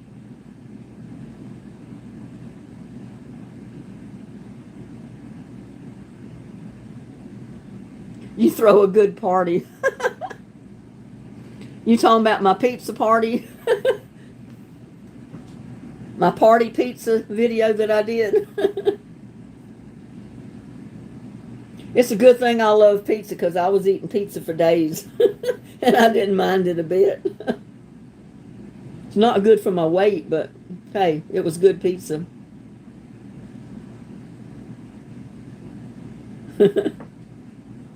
Kimberly says she really does. I said it would be so neat if we could actually meet, somehow get together at a restaurant somewhere and everybody meet and have a good friendship party.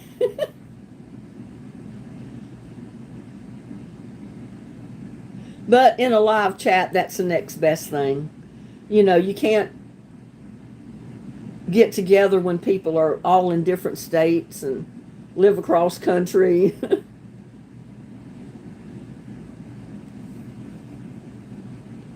And Josh still hasn't come in. I'm worried about Josh now. He's got to be sleeping as late as it is. He's probably asleep. And Jana had other things to do.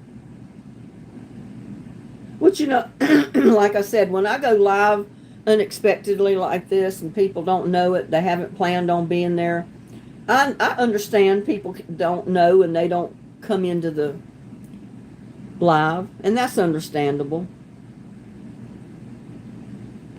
Emily says it's 1 a.m. where I am. It's 11 a.m. here. No, 11 p.m. It hasn't hit midnight yet. So where are you? You're 2 hours ahead.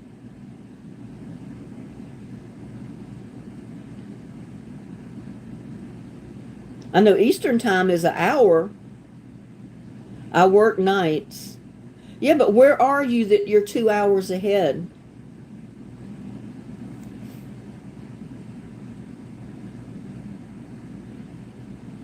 Nova Scotia, Canada, that's right.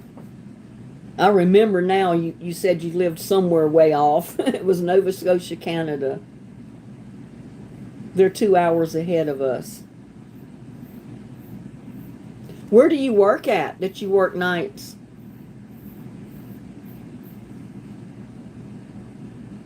$9 p.m. here in Northern California, just getting started. Yep.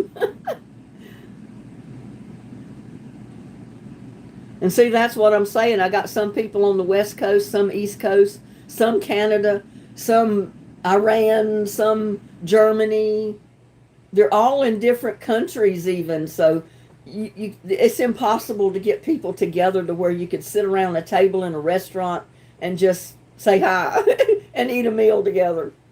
It'd be nice, but I know it's impossible. The live chat is the next best thing.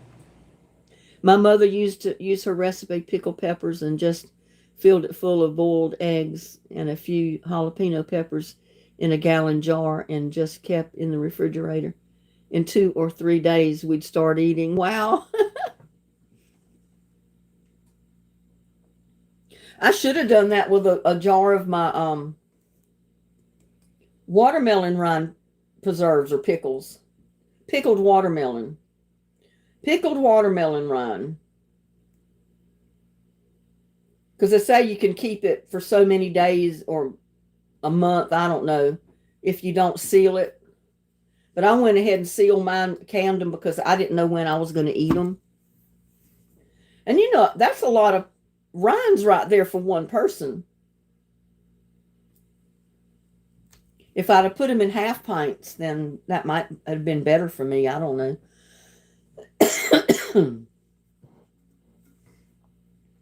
My mom used to can for such a big family because there was 6 kids and my mom and dad. And my mom canned blueberries. She canned peaches. She canned everything from the garden. And she was canning blueberries in half-gallon jars. She was canning peaches in half-gallon jars because she'd take out a half-gallon jar of peaches, and that was our supper. She'd pour them in a great big bowl that would hold that much, put them out in the middle of the table for dinner, and she'd bake a great big pan of hot biscuit and put them right beside it with a stick of butter. And oh my God, we would butter those biscuits and eat those peaches. That was some good eating right there. We thought we were in heaven eating peaches for dinner.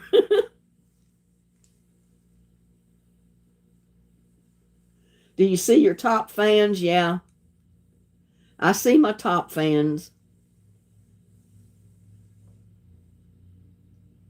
My mom did blueberries the same way. Sometimes we'd have blueberries for dinner. Because, money was tight when Dad got out of the Navy and started working in that little hometown I came from. It was just a little crossroads. No jobs there unless you're working on a farm or building something. And he had to leave and go to other towns to get work. So money was tight, and you got that many people to feed. You got creative. We had blueberries one night and hot biscuit. We had peaches some nights with hot biscuit. We had a great big bowl of spaghetti put in the middle of the table with hot biscuit.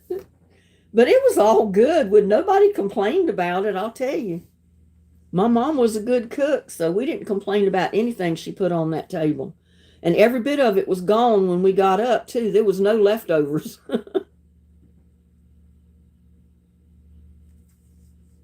Yeah, I'm used to getting the watermelon right out of the field, and that is the best watermelon you can eat anywhere. And out here buying them in the store, they're good, but they're not the same as the ones you get out of the field. The cantaloupe isn't either, because the cantaloupe you get in the store is not really ripe. And I went to a farmer's stand one time when I went up to see my daughter years ago, and her mother-in-law was with her.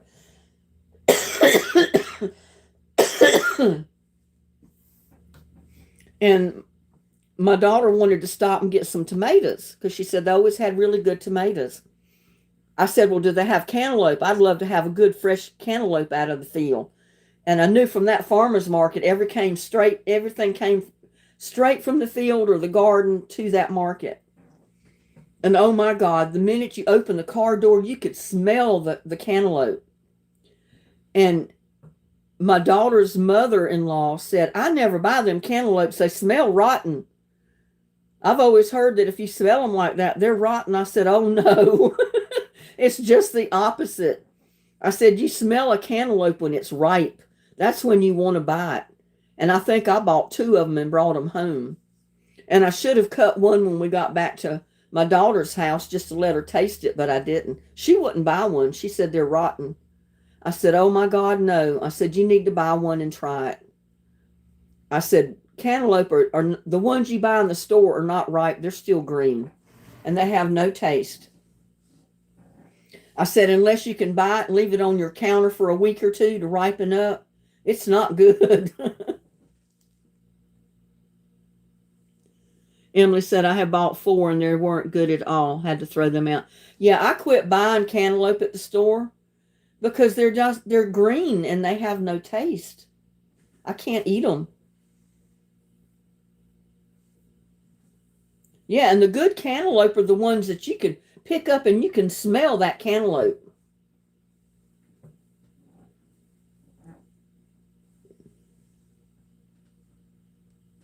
The honeydews are the same way. You buy the ones in the store and they're still green. They have no taste. You buy a ripe honeydew, oh my God, it's just like a good ripe cantaloupe. It is the best thing in the world to eat. It's so sweet.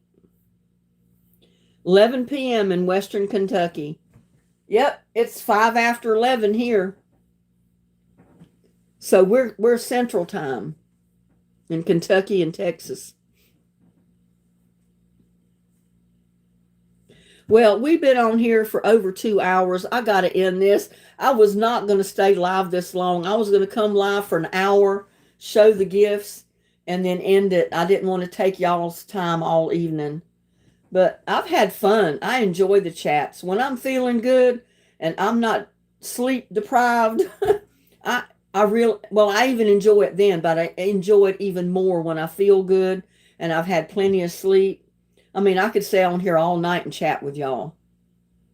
But I know y'all have other things to do. It's bedtime for some of you. And like Tamara said, things are just getting started where she's at. California, it's just barely past 9 p.m. So I'm going to go ahead and end it. I don't want to take all of your time all evening, even though I love it. I love chatting with you. I love everybody that came in. Thank you so much for the gifts, MT and Shannon, or Mike and Shannon. MT and Pippin Time is what their names are. And my anonymous subscriber or anonymous giver that doesn't want me to tell who it is. I appreciate it so much. I love that hot air balloon light I'm going to hang up in the yard somewhere when I find a spot. And I know I'm going to get a lot of use out of this drill. Thank you so much. Bless each and every one of you. Sleep tight. Don't let the bed bugs bite. And I'll see you on the next one. Love all of you. Bye now.